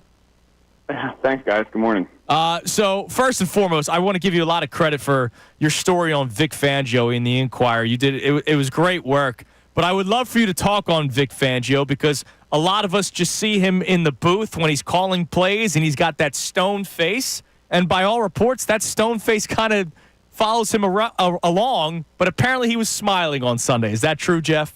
Yeah. Vic is known as a taciturn type guy. I wouldn't say exactly morose, but it's kind of a joke about how little he smiles or laughs. And I not only did I write a feature story heading into the Super Bowl about Vic, just about his really the kind of the impetus for it was that I spoke to him before the season, and just kind of say, it's been obviously 38 years in the NFL, and you haven't won a title, you've been close, and you just had some unfortunate circumstances as well, and just how the game was back in New Orleans. I knew he had gotten close in 2013 with the Saints, and and it was just funny, oh yeah, it is, it is. He said then it is, like he obviously he knew of it, and he knew we had a good team. I don't think he quite, thought that it would turn out this way. Because I guess you never think championship at the beginning of the season, although you may have the type of roster to do so. But that was kind of the idea for the feature story, and the fact that he'd come back there. That's also where he got to start in the NFL.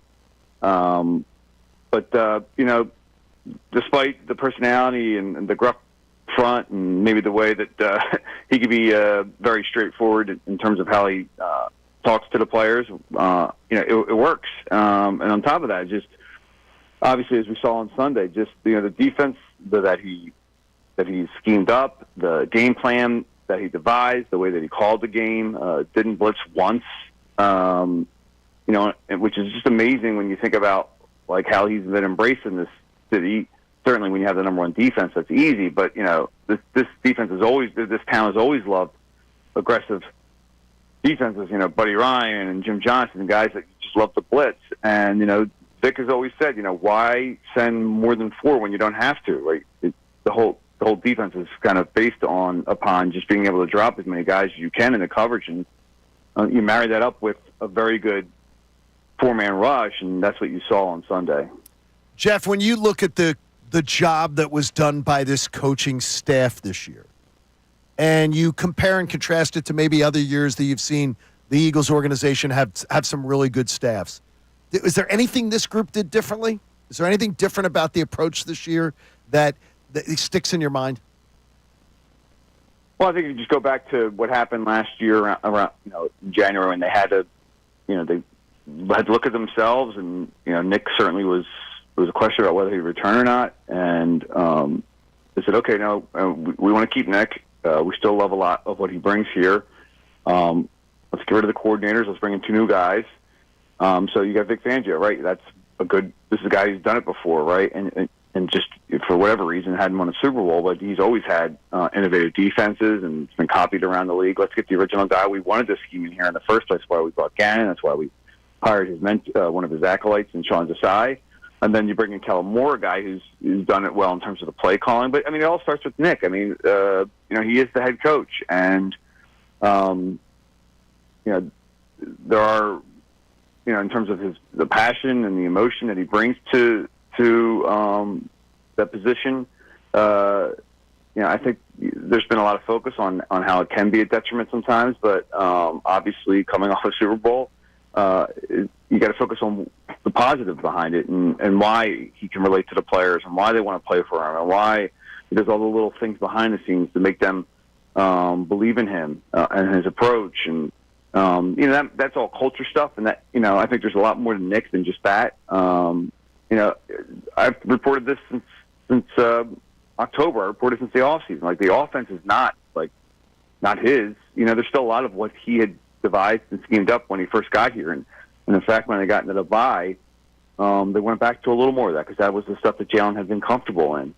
And, that's Nick, and he doesn't get a lot of credit for that because there's these narratives out there that just aren't entirely fair. Speaking of Jalen, we know that since they've won the Super Bowl, he's still kind of been his robotic self, and he's opening up a little bit more. But before the game itself, he did talk about how the doubt and disrespect always fuels him. You're inside the locker room. You know Jalen more than a lot of people, including John and I. How much do you think winning the Super Bowl truly meant to him as a person? Because he is somebody that would hide, I believe, his true emotions. I mean, yeah, I can't claim to know him very well, even having covered him. But, but I'm around him a lot, and he has to answer our questions. And, there's occasional times when you maybe get a glimpse into Jalen here and there, and if you have conversations. But, of course, this is everything that, he's played and practiced for and devoted his life to, and that's winning the championship. So how could it not mean a lot to him? I saw it certainly in the locker room, the way he celebrated, the way he took a moment of reflection by himself in that hallway when he kind of slid down the wall. You saw him sitting there puffing away at the cigar, and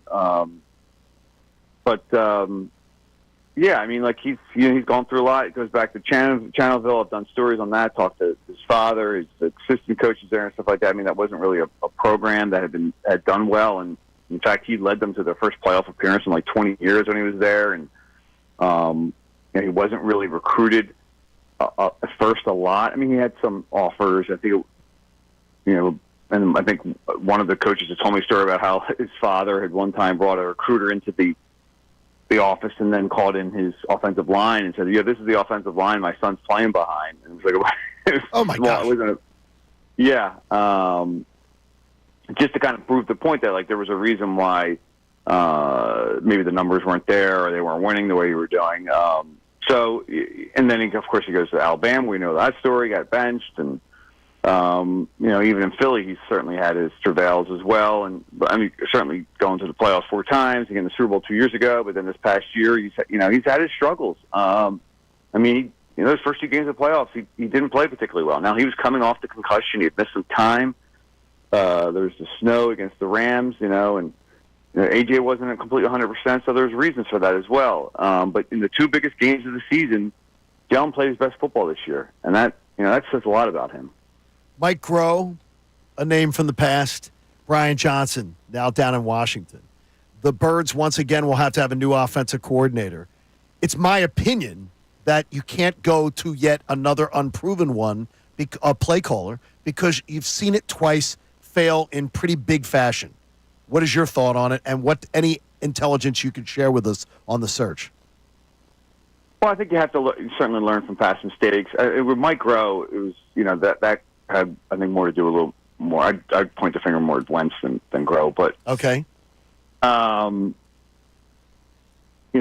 Certainly you learn from your mistakes, right? But those two shouldn't have any correlation to Patullo, because you want to look at Patullo for himself, right? You want to, evaluate him based on his own resume and what you know about him. But what we do know about him is that, yes, he's never called plays in the NFL. He's never run a scheme. We don't know what his scheme is. I would think that for the most part, it's what he had run, what Nick had run with Frank Reich and in Indianapolis with the Colts, and that was the scheme that they had said was stale a couple of years. So I'm sure Kevin, there's probably more that he'd like to do beyond that. So they'll look at him, and he'll certainly get the interview. I know that there's internal support for him. There's a lot of people in that building that like him and want him to get that job. That being said, I do agree with you that, Jeff and Howie are going to, oversee this. I'm not saying that they're necessarily going to make the decision. They're going to let Nick take the lead here, but they're going to be involved as well. And they may be like, hey, Nick, they're going to interview more than just Kevin Patulli. They're not just going to hand it to him. But the issue then is, there's a lot of offensive coordinators that have been hired. How many are left that you want to consider? And we've already heard several names, and other names will start to come out as well. Hey, Jeff, real quick before we let you go, and thanks for the time as always. I just want to know what the tone was. I read your article this morning. I know you posted it 2 days ago, the Vic Fangio article, but also Josh Sweat. And you have the quote from him about the MVP. And he said, I should have had it. I could have had it. It's all good, though. I just want to know, what was the tone when he said that? Well, I put out a podcast episode today, actually yesterday. Okay. So some of the sound, and that was one of the quotes we put in there, because I basically kind of tried to take you guys behind the scenes in the locker room. I went to the championship party as well afterwards, and actually went to a casino afterwards with some of the players. So that quote's in there. No, he was, he was in the moment, but he was also, it's okay, he wasn't like, no, he was I figured. I just wanted to make sure, because I read it, and when it's in print, you don't hear it. Well, I had one of the MVP votes. I've already disclosed that on Twitter. So full transparency, I voted for Josh. Okay. And I think we're just talking about that, but then that's what brought it up. But it wasn't meant to be a negative or it was just it was a positive. And look, Josh played great. I thought when the game was in the bounce, his performance was pivotal. That's why I picked him for the MVP. But Jalen Hurts was just as deserving and played wonderfully. So I would never take anything away from his performance. And when you have a overwhelming victory like that, there are multiple candidates. Nolan Williams could have gotten it. Jalen Carter could have gotten it. I know the numbers don't say as much, but if you look at how many double teams that he drew, he could have gotten it. Cooper DeJean's interception, the pick six, was huge at that time. 10-0 turned into 17-0. So there were a lot of guys. It's tough. Football is the greatest team sport.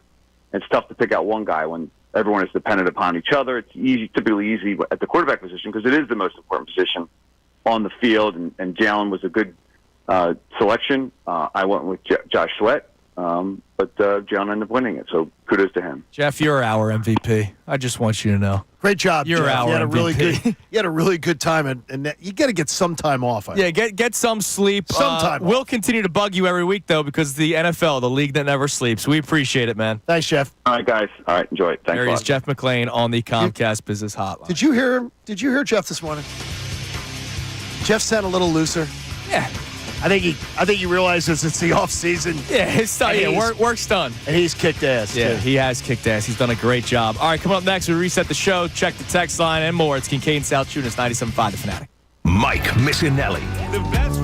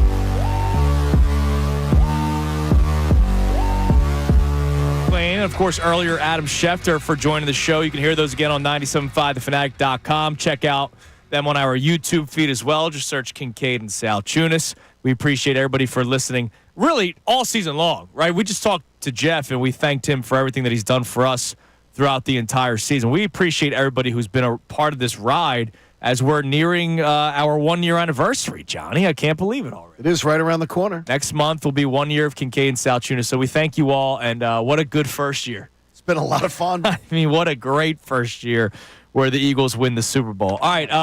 And we had that Mets loss from the Phillies.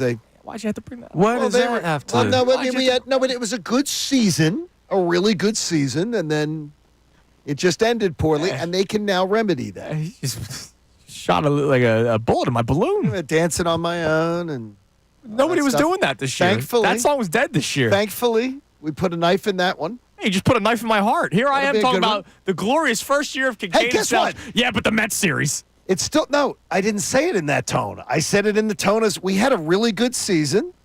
We had a good storyline to talk about. Hopefully, everything will be changed this year because they're rolling it back. They think there's nothing wrong. After 2 consecutive years, they think there's nothing wrong with this team, so they're rolling it back. Listen, man. We also had we had a gold medal this year. Don't even get me started. Seriously, are you trying to do it again? Don't even get me started. All right, what do we have on the text line? You're terrible. Oh, man. Gold medal, my You ass. finishing there, Salciunas? All right. Bruce checks in. You good? Bruce checks in and says, Dak, stay in your lane. Birds have 2 NFC championships and a Super Bowl championship in 3 years. Like, seriously, not even in the same league. I hate him, the Cowboys, and their fans even more now. All right, so in case somebody's just tuning in, let's play the clip again. Yesterday, Dak Prescott with the backhanded compliment of the Philadelphia Eagles winning the Super Bowl. He basically tried dropping a scoreboard in this clip. Take a listen. Obnoxious. I feel like we compete with the Eagles and beat them for the most part when we played them. I don't want to say check the record when they're the guys holding the trophy right now. So credit to them. They've earned it and they deserved it by all means. But, yeah, very close, especially even watch the NFC game, the NFC Championship. And those two teams that we battle against each and every year a couple of times. And, as I said, feel confident about we've gotten the better part each and every time. To see them, to see it in such a dominating fashion, credit to them. It's our turn and it's on us. Like, he's not wrong. He's 9-4 against the Eagles. But you can't go look at our record against the Eagles when they've won a Super Bowl just 2 days ago, been to a Super Bowl twice in 3 years, and your franchise has been irrelevant my entire lifetime, which spans 31 years, Johnny. I mean, it is. It's coming up on 30 years, and it's bad. I mean, it was January of '96. So next January, we will celebrate the 30 years of the Cowboys not even making an NFC title game. It's amazing, isn't it? And right now, their NFC title drought is double the second-place team. Wow, is it really? Yes. Oh, my God. It's terrible. Yeah, Dak, I want you to listen to this real quick, all right? I need you to understand that Kenny Pickett has played snaps in 2 games higher level than you've ever reached. An NFC Championship game and a Super Bowl. And you might say, well, Kenny Pickett didn't do anything. That means the team that you're behind beat the brakes off the team they were playing at that level so bad they put in the backup in both the NFC Championship game and the Super Bowl. So you could kick rocks with the, we're close to the Eagles thing. I think, I got to tell you, I think Dak Prescott needs to just stop One's counting an like he's Olympic gold medalist. Yeah, all right, exactly. Show some respect please. to the Olympic gold medalist, Johnny. Yeah, exactly. Real exciting. Can we hang a banner for that one? Nah, they will, though. Nah, they won't. Doesn't mean anything here. Wow. Speak for yourself. That's great. A show on, that's a show on Fox. All right. That's great. All right, coming up next. I think that's not their show. They're the organization or something. I don't know I don't know these things. Coming up next. So yesterday, I introduced you the Kevin Harlan call of the Cooper DeJean pick 6. So coming up next, hear the Burkhardt call from Fox, the Harlan call from Westwood One. But how about we go across the pond to hear a call as well? Electric. The best play in the Super Bowl, arguably, or maybe the most impactful play of the Super Bowl was the DeJean pick 6 on his birthday. We'll relive it some more coming up next. It's Kincade and Salciunas here on 97.5 The Fanatic. Fanatic Sports Update. update.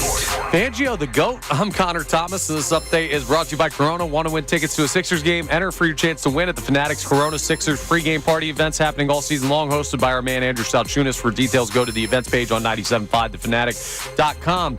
The Eagles are continuing to enjoy their Super Bowl victory, and it's time to give some shine to the coordinators. Nick Sirianni talked earlier this week about Vic Fangio's legacy as the defensive coordinator, maybe the greatest of all time. Obviously, we were very talented on that side of the field. Vic Fangio is one of the best coordinators of all time. I think he cemented his legacy of being maybe the best defensive coordinator of all time. After that defensive performance, it might be hard to argue, but unfortunately, he's going to be the only coordinator sticking around. Offensive coordinator Kellen Moore, who also had a great game plan on Sunday, has agreed to become the new head coach of the New Orleans Saints. The Birds will be searching for a new offensive coordinator once again, but we're not worried about that yet. We've got 2 days till Parade Day coming your way Friday from Broad Street. The Sixers fell to the Raptors 106-103 last night. They'll play the Nets tonight at 7:30. That game live here on the Fanatic. And pitchers and catchers reported to Clearwater today for the Phillies.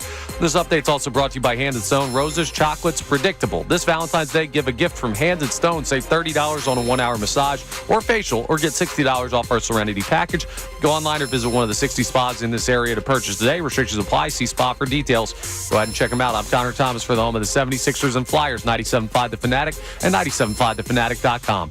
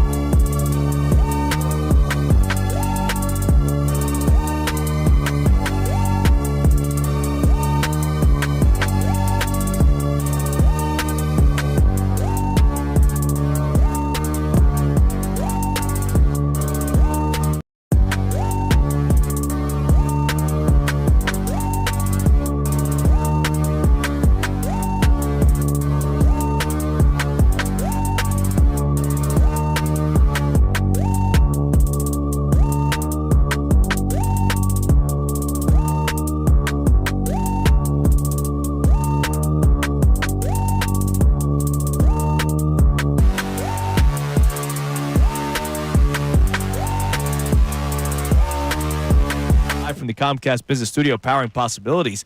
I don't think I did it in the 7 o'clock hour, the Temple tickets. Is that correct, Connor? You did not. All right. Well, call now to win two pairs, sorry. Caller 1 and caller 2 will each get a pair of tickets to see Temple battle FAU this Sunday, February 16th. Bring your family to celebrate Temple mascot Hooter the Owl's birthday when Temple battles FAU on Sunday, February 16th. That's the one reason why I'm going.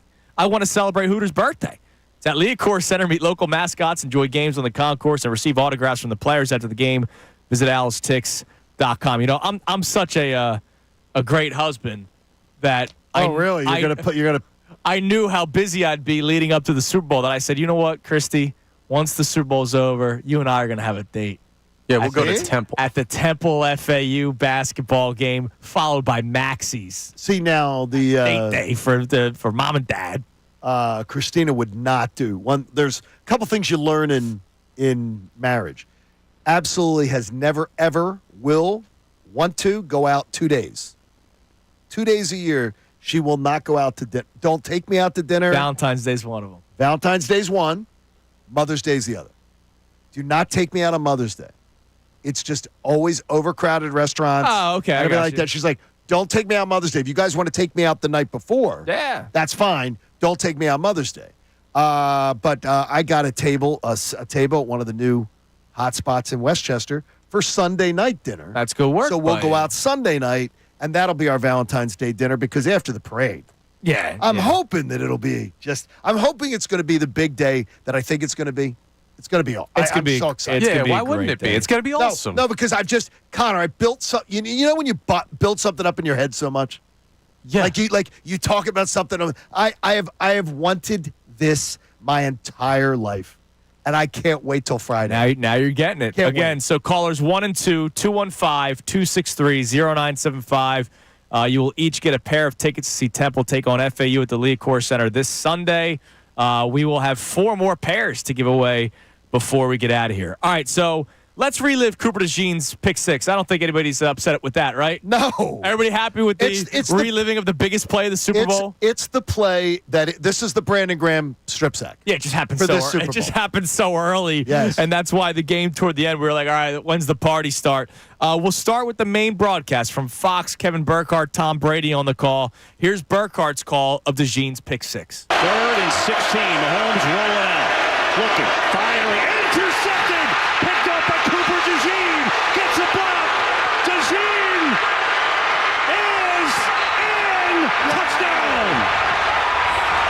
That was a great call, letting it play out. And then obviously they let the crowd noise factor in a little bit before Brady starts talking. I got to tell you, I saw Brady getting trashed by some people for his broadcast. I thought he did a good job. I think he did a very good job. The only thing that I hated, and Connor, you were with me. We were both talking about this.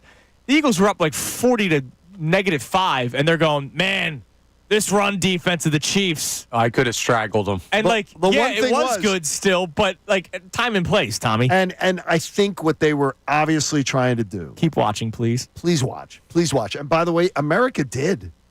They didn't cut out. This was one of the worst blowouts in Super Bowl history in a long time. But we did tell you yesterday that the peak was in the second quarter. Which was when all hell broke loose. Yeah, and then people were like, all right, this game's over. They watched the halftime show, and then I'm sure a lot of people dipped or they kept on watching or they went to bed. Who knows? So that was Burkhardt. I agree with you. I thought Brady had a good call. It's just that they're constantly trying to praise. And then, like, when Xavier Worthy scores the touchdown, they acted like they made it a one-score game. But again, here come the Chiefs. It was to try to get people to keep on watching. Stay watching. Yeah, I got you. So that was Kevin Burkhardt. Now, one of my favorites, and he got back to me yesterday. He'll join us in a couple of weeks. Now, let him divest a Well, little. because March, Kevin Harlan's busy again with the NCAA tournament, so he's taking a few weeks off. He'll be joining us at one point. I'm totally cool with reliving the Super Bowl a couple weeks from now with Kevin Harlan. But here he was, his call of the DeJean pick 6. It's a 3rd and 16 for the Chiefs, and a shotgun snap from their own 24, rolling out of the pocket. Mahomes lines up. It's intercepted at the 40, and picked off by DeJean, who comes to the near side, the 30. Got a block at the 20, breaks the tackle, the 10, the 5, to the pylon. Touchdown! Eagles have got a pick 6. It's Cooper DeJean, a 37-yard pick 6 of Patrick Mahomes. And the Eagles are just decimating Kansas City in this first half. I love that. Dude. Kevin Harlan is so damn good. I'll tell you. Go ahead. That is, to me, again, I do a talk radio class, so I won't use that example. But that, to me, that should be for play-by-play guys. Yeah. Because, again, no need to be screaming over the whole thing. He waited. The only time he raised his voice was touchdown. Right. When it was over. He laid out the play perfectly. He's a master class. He is. And, oh, by the way, big difference radio versus TV, right? You have to paint the picture more, as Kevin Harlan did there, than Kevin Burkhardt. Like, I remember people get upset with Joe Buck with the stairs, rips one in the night. You're watching the game on TV. What does he have to say? It is high. It is deep. Like, you're watching it. Stairs hit a bomb, right? And I like that stairs call. I did, too. I think it's a great call. It's the screamers. It's the screamers on TV that I'll never understand. You don't have to scream at the first third down conversion of the game, Gus. Yeah. And you can calm down a bit because Joe Tessitore is another one of those guys. Joe Tessitore is a bigger violator than Gus. And I think Gus is one of the worst screamers I've ever heard. Well, you're going to love this one. Here's the coin flip. And it's heads! Hey. Be respectful to the coin toss. Yeah, it sounds like Connor when his bet hits. There you go. Lastly, this one's awesome. This is from the UK broadcast. Okay. We were sitting next to on the flight. You couldn't stand. John, Connor, this is hilarious. We never told the story on the air. Tell this. John complained about somebody talking too much. No, he talked. Well, first off, quiet flight, right? Like we flew flights. I'm completely quiet on a flight. You are. But if you're saying someone talked too much, that's what I said to you. And that's what I said to you. This man talked the entire freaking flight. He never took a breath. He was from Spain. He was the broadcaster of the Super Bowl for Spain. For Spain. And he wouldn't stop the whole flight. He was reciting his resume, how many games he'd done, how many Super Bowls he'd been at, what other events he's broadcast, and it was just relentless. I said, I'm going to throw punch him. Yeah. I'm just about to. I said, I am just about to. And you later found out that our hotel had all the international broadcasters. All the international broadcasters were in our building. From the UK was in our hotel. Here is the UK broadcast call of DeJean's pick six. And just listen to the words they use because it's different, right? They don't know football the way we know football. So take a listen. Time for Mahomes to try and make some magic. A night where he's trying to establish his legacy. Steps his foot, has Samaje Perine, rushes out to the right-hand side, has a man there, throws the intersection at the 39-yard line. Returning out to numbers 25, 20. Cooper DeJean down to the 10, down to the 5. Touchdown, Eagles! Cooper DeJean goes all the way across the formation, returns the ball. All the way across the formation. I love that, dude. I have no idea. Do you know who this guy is? I'm trying to find it. Okay, I don't know I'm telling you right now, he's got like moppy brown hair, I bet. Moppy brown hair. He's a redhead, actually. Oh, is he? I'm thinking moppy hair and a little burly, and I can just see him with a pint in his hand. And I actually didn't mind that as much. He's a redhead with a red beard. Okay. Glasses. Is he a little stocky? A little stocky. Okay. Like I see him with a pint in his hand, and I actually didn't hate that call. That was a great call. I didn't hate that call. But his color analyst did He jumped on him. The color analyst feeling their need to do the play-by-play is just stop it. They got excited. No, the color analyst doesn't need to do that. The across the formation. That was a soccer call. I know it was. He mixed soccer into football, and he starts this, and no American play-by-play guy at that point in the game is talking about Patrick Mahomes worried about his legacy. I have no idea why that was inserted, but I found that man charming. That was really... And look, they're not calling football, I don't think, on a weekly basis. They might. I don't know if they're doing week 3 games. I imagine they do, right? I know they cover it. No, they cover it, but they don't. Like, I sit near a member of the Irish media at the Birds games. But are they doing play-by-play every single week? They're reporting. Maybe from like back there on a stream or something. Maybe. I'm not sure. All I could think of here is, though, by the way, I had another one for you. I forgot. The post-Super Bowl story. I told you all the time that Christina saw the Fanatic putting out the Saquon Barkley thing when I was in the pool in Punta Cana. Yeah. And so that the Eagles had signed.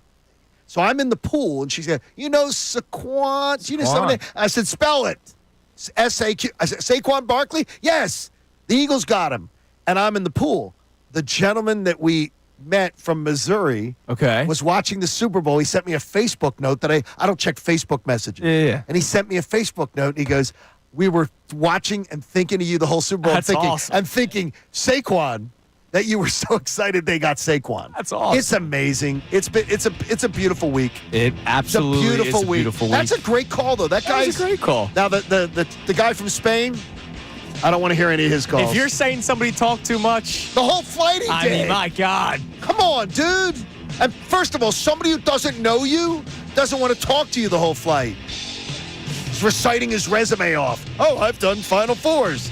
Shut up. Johnny was jealous of me on the flight home. I had nobody sitting in my row. He had a whole row empty. I had a whole row to myself, man. It was I beautiful. slept that flight, right? Yes, That's the flight I slept the entire Probably time. because you smelled like hurricanes. Well, no. I only had day. one.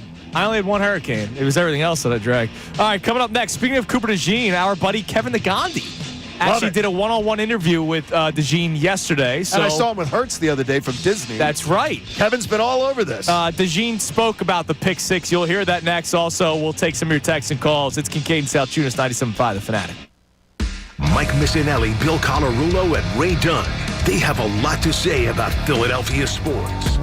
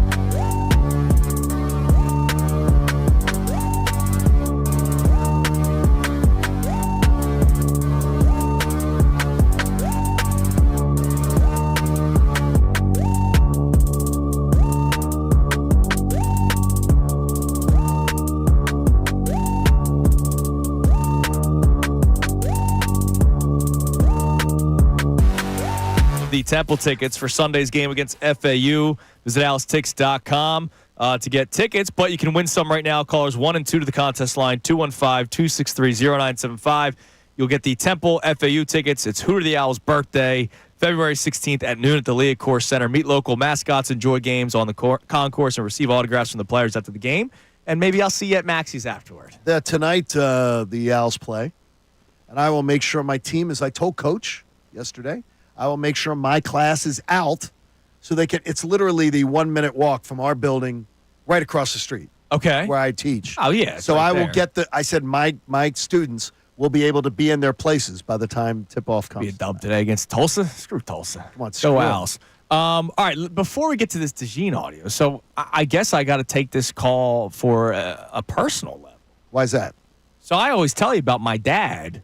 Oh. And how he is the leader of the charge at the Brigantine Elks. And every time they score, he sings. And Elks is like Catholic War Vets is like, it's a club. It's a men's club, Yeah. right? Yeah. Men and women? Men and women. Men and women. And so Thought it was a large deer. it was, it is. Oh, it is. The NFC Championship game got so rowdy that usually when they score a touchdown, he stands up at the bar and starts saying, all right, let's sing the song. And he leads everybody in the Eagles fight song. Okay. It was so packed that they actually put him on a stage every time they scored a touchdown to sing into the microphone, which my dad is not shy when it comes to being the center of attention. Trust me. Okay. All right? He likes it. So the Super Bowl, they put up 40 points. There was a lot of singing, a lot of celebration. Apparently, we have a first-hand account from Spock. What's up, Spock? What's up, Spock? Good morning, fellas. Yo, where could I take that class, that sports talk class? You could have taken it. It's talk radio at Temple University every spring, but you got to be in the Klein College of Media. So I think smart kids will go to the Klein College of Media. Well, it doesn't matter. I started myself out in Wisconsin 30 there you years go. ago. How about that? That's awesome. There we go. Spock. Yeah, I did it out there for, ESPN Madison. They That's were awesome, boxed Spock. when they started. All that. Oh, dude, how about Spock, that? That's Spock, great. sometime if you wanted to sit in class, I'd arrange it for you. Oh, please, I would love it. That'd be Believe me, great. I would be grateful that you did that. That'd be awesome. Yeah, Andrew, your father is awesome. So you got a first-hand account of the leader of the fight song at the Elks. Every touchdown, every play, your father was awesome at the Elks. Yeah, and he's been wearing that Randall Cunningham jersey Damn all shirt, season, unwashed. And look at what you're wearing stains and all. today. Yeah, I'm wearing my Kelly Green Randall, but he's got I love the it. white Randall that doesn't even have the nameplate on the back. It's just the 12. And I know that jersey has not been washed all season, and there's stains on it from the Elks. Yeah, sure there is. They're great company at the Elks. Everybody was fantastic at the Elks. I love it. Awesome. Yeah, man, it's a I great need now, party there. Andrew, I need you to get Nick Sirianni's little boy. My wife has a swoop costume for a little kid. They want to wear it for the parade, but we got to get to his son so he can wear it. No, I don't have Nick Sirianni on speed dial, Spock. I apologize, man. But thanks for the call, and I'm glad There you you enjoyed go. yourself on Sunday, brother. That's great. Thank you, guys. That's awesome. I appreciate Yeah, the it. man. There's All right. Spock. I would love to get Nick Sirianni's kid the swoop costume from Spock's wife. Speaking of Nick Sirianni and kids, I forgot. There's a very important person that we need to credit a lot of the success to the season. Coach, No, but that we have not spoken about. not for a long time. Coach Dan, the Little League coach. Oh, you know that's what? right. That is So what right. now? What? All right, you know what? Remember Though, but that's the thing is though. I would say that why it fell off though is it's fallen off from the players. I Like, know the players the players, stopped. but they did did it for like say 2 it weeks. for like 2 For like weeks. 2 weeks they said it. Jalen Hurts quoted Nick Sirianni's kid's Little League coach at one point. So what? Now Yeah. what? And we had the guy that made the T-shirt. Yes, that he wore and he wore the Fan Fest, and he wore it on the Super which Bowl, was awesome. Yes, that was awesome. Yeah, get Coach Dan on a float. Dude, He Coach deserves Dan it. deserves to be on the Coach Dan, float. Coach Dan, So that what? was Now that's it. what? Was That's a 2 week? It was like a 2 week thing. But that is good. That's it. That's somebody. It's the whole team. He played a part. Yes, he did. He man. played a part. Coach Dan And Nick did more Sir- than we did. And Nick Sirianni, it's strange that a gentleman said to me yesterday, same gas station right across the street. Guy stops me and we're talking about the Super Bowl and he says, Sirianni's getting charming to me now. And I said, what, since Sunday night? And he goes, F yeah. He goes, now it's sort of charming. The stuff that used to annoy him Well, now that is he starting won. to be charming. Yeah, now that he won. I said, he has a chance to be an icon in this town Yeah. like we've never known. I think, what's Nick, 43? Yeah, he's young. Yeah, yeah. I mean, he could be an icon in this town. He could end up being Andy Reid for what the Chiefs have become. Yeah, for the Eagles. And more importantly, he's just a couple more events on his timeline from really being the top spot for good. Yeah, we've seen him grow a lot this year, which is He's definitely really done. He's done an amazing job. benefited his life, his career, and the team for sure. And the thing is, that's something that other people will take as sort of a backhanded slap. I admire that in people. Yeah, me too. I admire it when people can go, okay, I'll fix that. I bleeped that. And I think Jalen did it this year. Yeah, oh, absolutely he did. All right, so last segment we played you the Cooper DeJean pick six, the Burkhart call, the Harlan call, and the UK broadcast. Here was DeJean yesterday with our buddy Kevin Nagandi, who we'll talk to tomorrow. He asked him about the pick six, and I love DeJean's answer. And you sometimes have to remember he's only 22, so he is still a kid. Here he is talking about the pick six. You finally get your first career NFL interception in the Super Bowl, and the world is watching your return skills after you picked off Patrick Mahomes. Take us through the return. What was going through your mind? I was just trying to find the fastest way to the end zone. Luckily, some of those big guys were out in front of me. Like, I got a couple blocks from them. I just snuck right in there. It was a crazy feeling. I didn't know what to do. I didn't know how to celebrate. I was just running around like a kid. It was an awesome moment. I finally got one, like you said, got one in the Super Bowl, which is pretty cool. I was just running around like a kid. Well, he is. He's 22 years old. He is a kid. I mean, it's unbelievable. He is a kid. And he turned 22 on the Super Bowl. Did you see his picture with his parents? Yeah, it's great. His parents are like kids. Yeah, his parents are like kids. I mean, my It's gosh, amazing. it's a great story. And what's even better is I think he's just about to take off to like rock star proportions. Yeah. Here and nationally. I told you the ad agency the other day saying he is the number one like target coming off this team that already doesn't have. Saquon's already known commodity. Jalen's already known commodity. That he's the guy. Yeah. That Madison Avenue's going to want in all the ads. Well, Chris Collinsworth said on the Up and Adams show yesterday with Kay Adams. Yes. He could go down as one of the biggest steals, second-round draft pick steals ever. Yep. Now, remember, the Eagles franchise quarterback is a second-round draft pick, Jalen too. up there. So let's not get too far, but I get it. Recency bias. Well, he says one of them. Yeah, one of them. Absolutely. So, I mean, that's okay. All right, coming up next, we hear from you, but also championship week means parade week. And Madam Mayor, Johnny, spoke to the city yesterday, and she expects a certain number at the parade. Right. A number that I believe was the case last time, but remember what I believe were false reports? Yes. We'll go through those coming up next. It's Kincade and Salciunas, 97.5 The Fanatic. Fanatic Sports Update.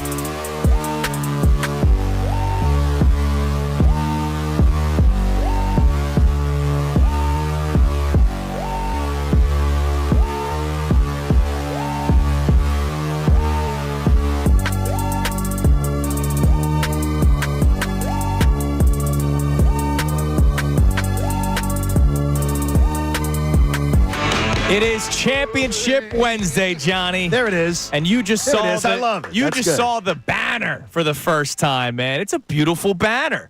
I did not see the banner. Connor probably already did. The 2 Lombardi Trophy banner on the side of the link. Oh, yeah, I just saw it. Okay, that is great. And Johnny Airport had it. The great John Marks. And you can't ruffle any feathers with this one. That is, I love this. Didn't they have the banner of Foles holding it? I don't want. And you had the Foles statue. See, I don't want this team, embodied team. Yes, absolutely. I don't even want to see Jalen on it. Right. I want to see just the trophies and be like, you know what, dude? This franchise, this is the new normal. It's the new norm, man. We're about, and everything was about team. And I love that banner. Whoever came up with that, that's a beautiful banner. It's great, just very great banner. Very perfect. The one photo you showed me this morning, was it the Sports Illustrated cover? Sports Illustrated with cover. Jalen. That was awesome. Well, first dude. off, again, Jalen Hurts is, he can't take a bad picture. Yeah. The dude could be. He's that meme of where people just can't. They can't. He take and Jordan a bad Mailata just got like every gift from above. Except maybe Jordan's got a better singing voice. Jalen can't sing. I've heard him try singing the fight song before. It's horrible. And I've told you that Liv has run into Jordan Mailata multiple times he's a at the sweetheart. farmers market. Yeah. And she goes, Dad, he's just like the nicest guy to everybody. Yeah. And that just makes people, to me, that makes people more attractive when they are attractive people to everybody else. Yeah, when they're really nice. When yeah, they're really absolutely. great people, that makes them more attractive. All right, so Mayor Parker. Sherelle Parker. I love Madam Mayor. By the way, she had a great line yesterday. Now, we can't jump the shark with the misspelling of Eagles. So she's embraced it, by the way. She has. The whole making Just don't fun of jump the shark, right? Just a little tip to you, Mayor Parker, because I know obviously she's listening to the show. I hope she does. We'd love to have her on. But the line yesterday was a great one when she dropped, "This is how I spell Eagles." NFLCHAMPIONS. Okay, that is fantastic. That was a great freaking line yesterday. And you know what I love that's somebody she's making fun of herself. Right, exactly. And it's just like it's not that serious. She stumbled at a big time and she did a damn good job. So she is expecting, well, the city, everybody's expecting at least 1 million attendees of the parade on Friday. Okay, that number's too small. It's too small. But do you remember the ESPN estimate? No. You don't remember this? No, that's why I was excited about the tease. Super Bowl 52. Okay. Now, you unfortunately couldn't make it because of travel plans, but I'm sure you watched every bit of coverage that you could get. It actually made me want to cry. You saw the overhead shots. Yes. They said only 700,000 people Ridiculous. attended the parade. No, and they got that from somebody. Dude, there was 1 million people at the museum. No, I'm talking about just the museum. There was 1 million people. I don't think there was. Math-wise, no. Because I've seen the people that do the spatial thing, and I think there were people who were saying anywhere from 500 to 600 grand were at the art museum. So fine. Halfway to 1 million was just the art museum. Well, that's a big difference. There was easily 1.5 million people at that Super Bowl. Easily. From the time they leave at the link, down to Broad the time Street, they get to the museum. Crazy. They said there was only 700,000 people there, which is no shot. Just a joke within itself for you to make that estimate. So they're saying 1 million. I agree with you. I think it's going to be more. It's a Friday. I think a Friday going into a 3-day weekend. Kids they're giving the kids All the kids off school too, which is fantastic. So 4-day weekend, which is fantastic, and give the kids off school, and you can always do remote learning if we end up getting slammed with snow in March. Yeah, I love the fact they're using snow day and taking care of it. And by the way, if your school district is not off, you're doing it wrong. Yeah, you are. You're doing it wrong. You part of the community, man. You can do a remote learning day. If you use all your snow days, which you haven't used, you could do a remote learning day to make up for it. You're doing it wrong if you're making kids go to school or you're making parents call their kids out of school. So what do you think, 1.5?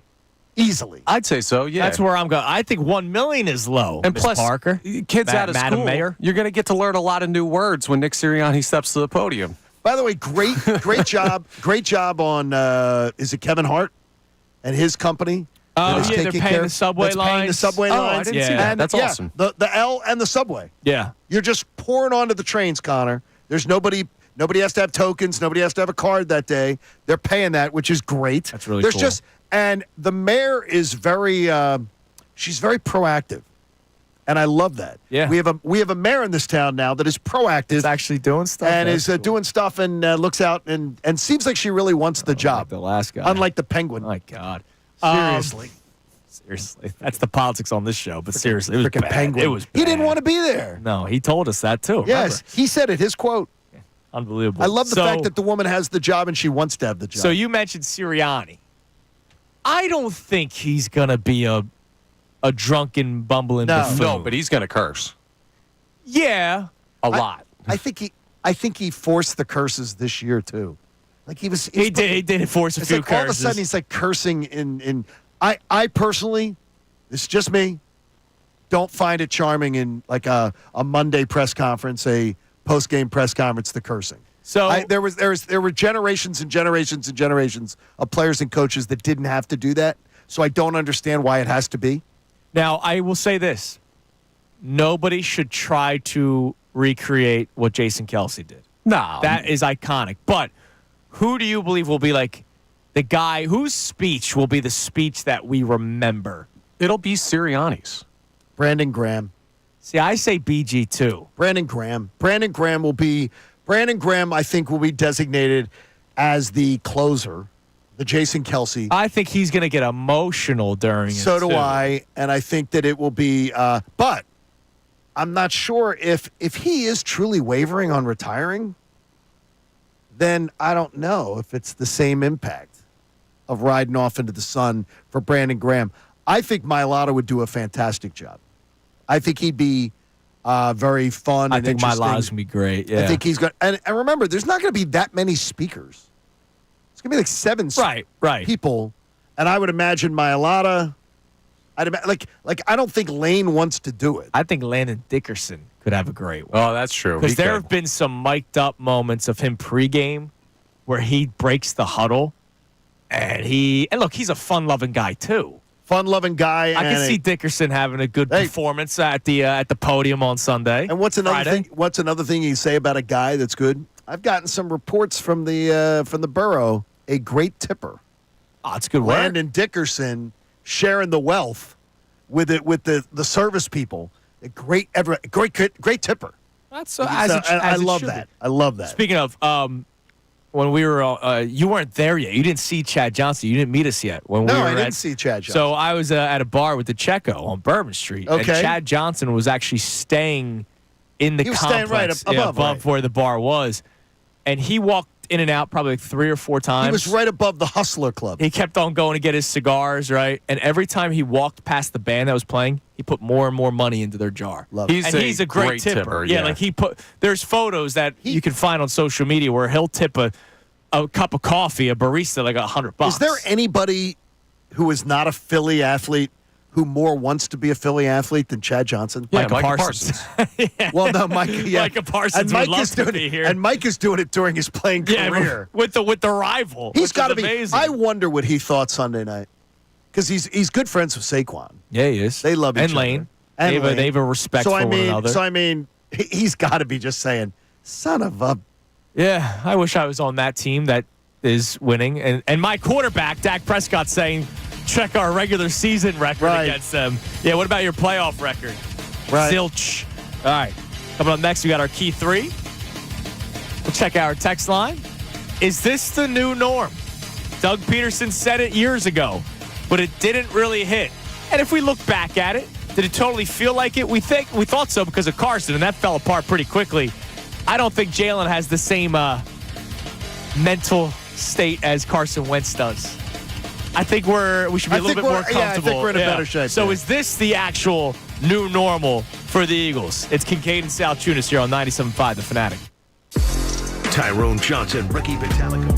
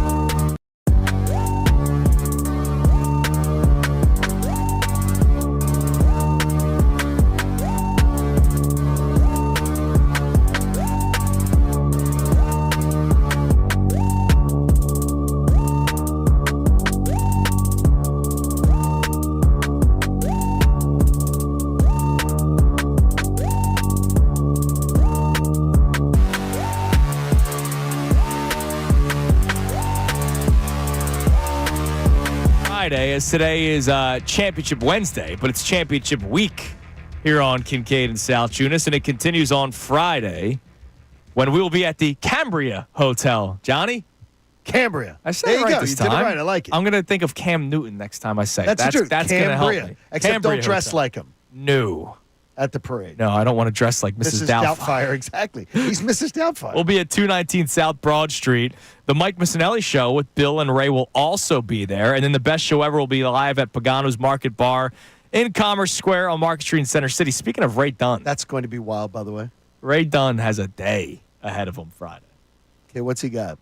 Not only will he be at the Cambria Hotel with the Mike Missanelli Show. You're saying it well.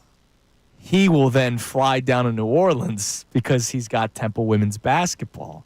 And New Orleans is his favorite place on earth. It's fantastic. So he gets to watch the Eagles parade. So when does Ray fly? Friday? Friday night. Friday night. Games at 3 on Saturday. Does he fly back Saturday night or Sunday? Sunday. Oh, that's fantastic. Hey, Ray, dinner at GW Finn's. No, I don't even know if he's going to eat. Liquid lunch. I don't think Ray's going to have a bite of food. Man, don't make a mistake like that. He's 24. That's not a mistake for him. He's in his prime. All right. I quickly found out that I am Not in your prime. post-prime last week. Your prime is winding down a little bit. Yeah, man. But the thing is, you still had we had a great time. Yeah, look, I'm the vet that still has a nice outing. Right, I went 7 strong on Wednesday, and then they asked me to close out the game Thursday, and I was like, nah. Like we went to dinner, we had a drink, we went to drinks before dinner, then had dinner, and then had a post little thing, and then I said, good night, I'll see you tomorrow. You know who I was? You kids have a good time. I was Michael Lorenzen. I threw the no-hitter on Wednesday night. Exactly. I had the game of my life, and then the next day was the rest of his season where he couldn't do a damn thing for the Phillies because he threw 160 pitches that night. Which, by the way, I posted a photo. I was with your buddies, my 2 buddies that I was at the Lorenzen no-hitter for. I watched the Super Bowl with them on Sunday. That's a great moment. Really special, man. All right, we'll get to the key 3 coming up in a little bit. What do we have on the text line today, Connor, on any of our topics about the Philadelphia Eagles, your Super Bowl 59 champions? The Philadelphia Eagles won the Super Bowl 3 days ago, right? Mm-hmm. This is just an all-time great Philadelphia sports talk radio text here. Oh, God. And we're the ones that get crushed for this stuff. No. This is different. And this is the first text this person has ever sent us on the new offensive coordinator position for the Philadelphia Eagles. There's an available name out there, Doug boys. Peterson. Doug Peterson. No, I can't do it. Doug's not. First of all, Doug's not coming back to where he was fired from. That's not happening. I do believe that Nick Sirianni, the greatest influence on his coaching career, he said it. It's documented. Is a guy who was an offensive coordinator here, and they won a Super Bowl. Yeah, he could be the guy. I have a feeling Nick's going to want to go younger, but did you hear it in Jeff McLane's voice? I think he thinks it's a mistake, too. Yeah, he did. He definitely sounded that way. Not anything against Kevin Petula. No, it's just he's never done it before. Correct. And we just ran into this problem last season. It's the most desirable offensive coordinator job in football. I would think so. Either that or the Chiefs. What? Because you get to work with Mahomes. Most desirable job. Maybe the Lions. No, it's easily better than the Chiefs because the Chiefs, you don't get any credit. It's Andy. Right. So, it's here. Yeah, you're right, Kyle. Here you get the credit because Nick Sirianni doesn't call plays. Right. So you absolutely... I believe it's a mistake if they go with an unproven coordinator again. I would agree. We've seen it twice. It hasn't worked. We don't need a ramp-up guy. We don't need to explain. We need somebody who's a veteran. By the way, I love Doug. Love him to death. Love Doug Peterson. But I'm just saying, it's not going to happen. How to work with Trevor Lawrence. It's just supposed to be the next Peyton Manning. It's just such great timing. Yeah, I know. Right after the Super Bowl. Let's bring back Doug. Let's get the band back together. You know what, though? I'm going to tell you this: is I'll put something on.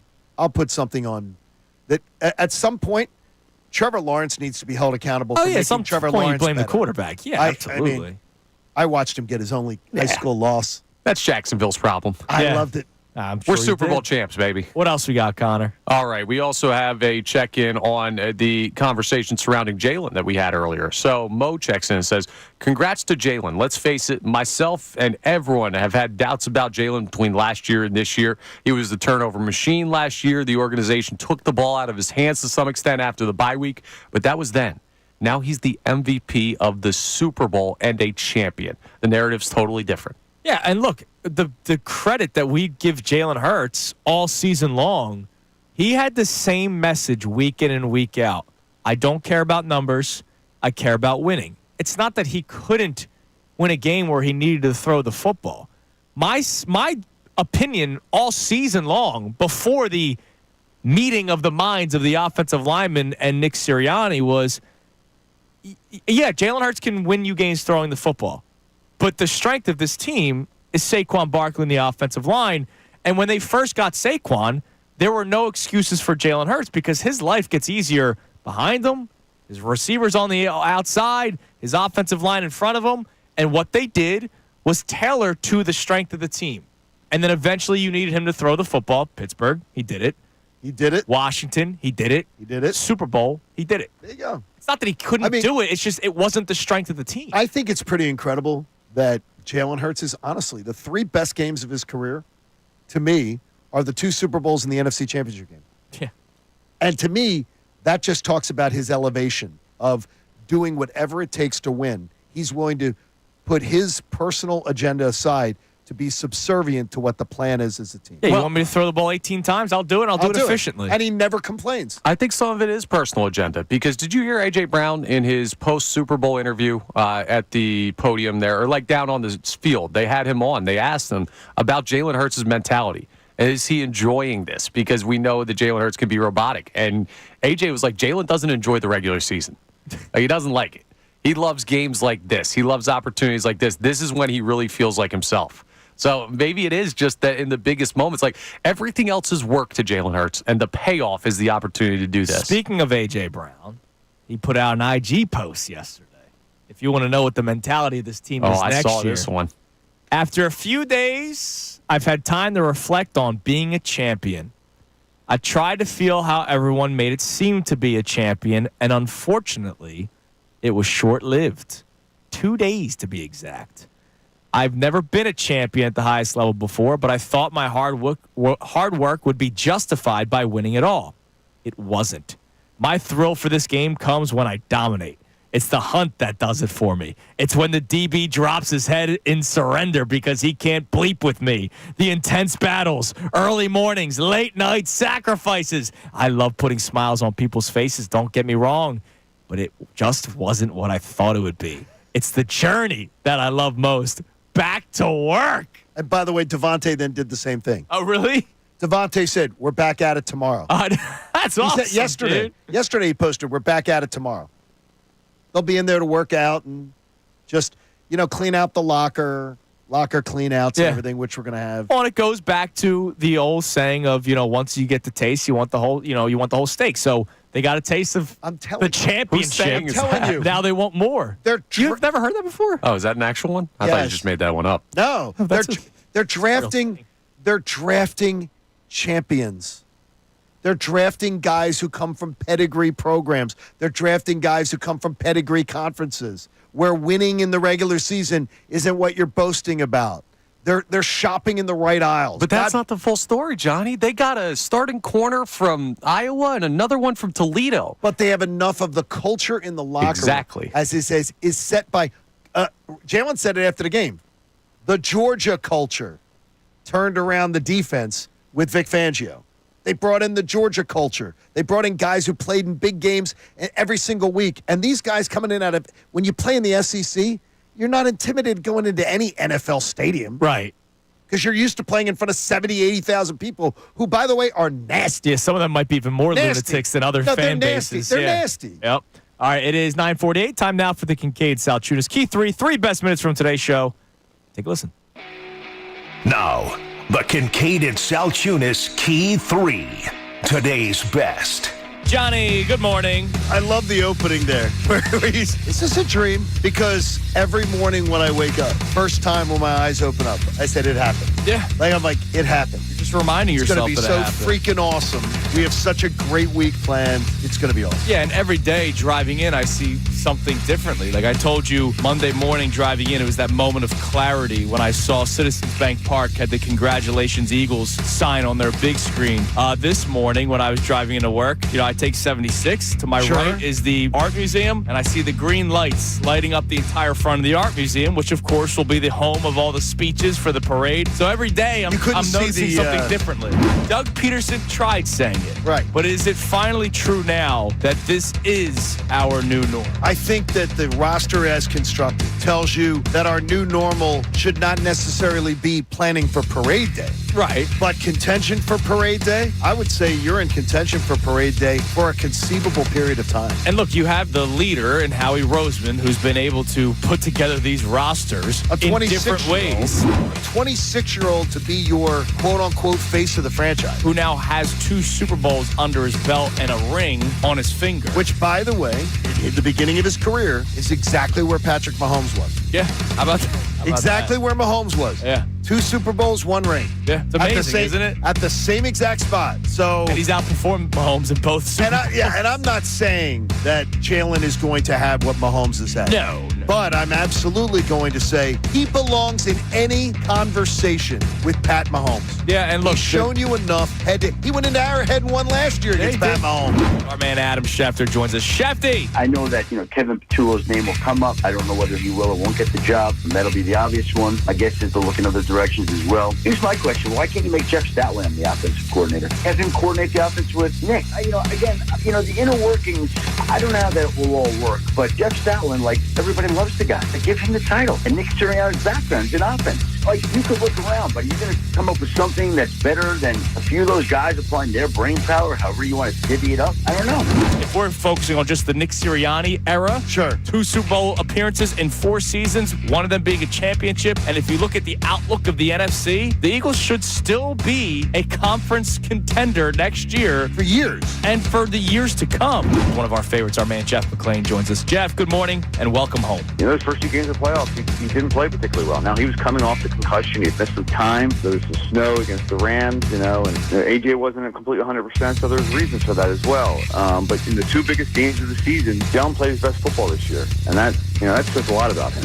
Mahomes has still won, despite Jalen Hurts beating him on Sunday, and nobody should argue that, in my opinion. Sure. But Hurts, I forget who it was. Somebody said Hurts should be the number 2 quarterback in the NFL because all he does is win. He should not be a notch below Josh Allen. He should not be a notch below Joe Burrow. No. He's accomplished more. And by the way, in his poise in big games, his big game poise is superior to both of those gentlemen, no matter what anybody tells me. And Jalen Hurts, you are a godsend. And I don't use the word in any way different. You're a godsend. And now that you've figured out all the other stuff, feuding with your head coach and leadership qualities, that Lane Johnson challenged you to, you are the man. What is it? What is Harry Callis? Chase Utley, you are the man. Well, guess what?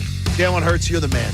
Everybody's happy. Everybody is sharing in the happiness. Everybody's sharing in the moment of excitement that this town is having right now, and we all freaking deserve it. All right, that was the Kincade Salciunas Key 3 best minutes from today's show. So, Johnny, we are closer and closer to Parade Day, which we're looking forward to. I'm curious to see because we're on at 6. I remember our man Karate Mark. He slept in his car. He parked his car and slept in it. Okay. The night before to get a good spot. The night before. My cousin did something similar. I think they got to the museum at 2:00 in the morning. Slippin' Benny put out a tweet yesterday. He was sitting on a case of beer in a cooler at the art museum at 6 in the morning. Yeah. So I wonder when we're on. I think we're going to time lapse the pictures. Oh, awesome. From Broad Street. Yeah, okay. So we'll do that. We'll do that for everybody from our perch. We're going to time lapse the picture. And I guarantee you it's going to look wicked. Yeah. And it's going to start filling up fast because everybody wants the good spot. They want to get right up, on the curb. I am so excited. And where we are is the Broad and Locust subway stop. Yeah. So that might be a spot for people Two, remember, you don't have to pay for the subway. Which is great. Which is really Shout good out job. to Kevin Hart for that. So wherever you can always park in other areas where you're not fighting for parking, and then take the subway down to get into the mix. Trust me, that's what I'm going to I am so looking forward to it, It's man. going to be a lot of fun, John. Hey, support life-saving cancer research. Join us and our generous partner, Window Nation, and make a donation to the American Association for Cancer Research. You can do it today at 975thefanatic.com/AACR. I'm living proof that cancer research saves lives. Damn right you are, Johnny. All right, we'll be back at it tomorrow on a Thursday morning, one day before the closer. parade. Championship week. It's championship week, man. We keep on having fun tomorrow. It doesn't stop. Mike Missanelli Show coming your way next with Bill Collins.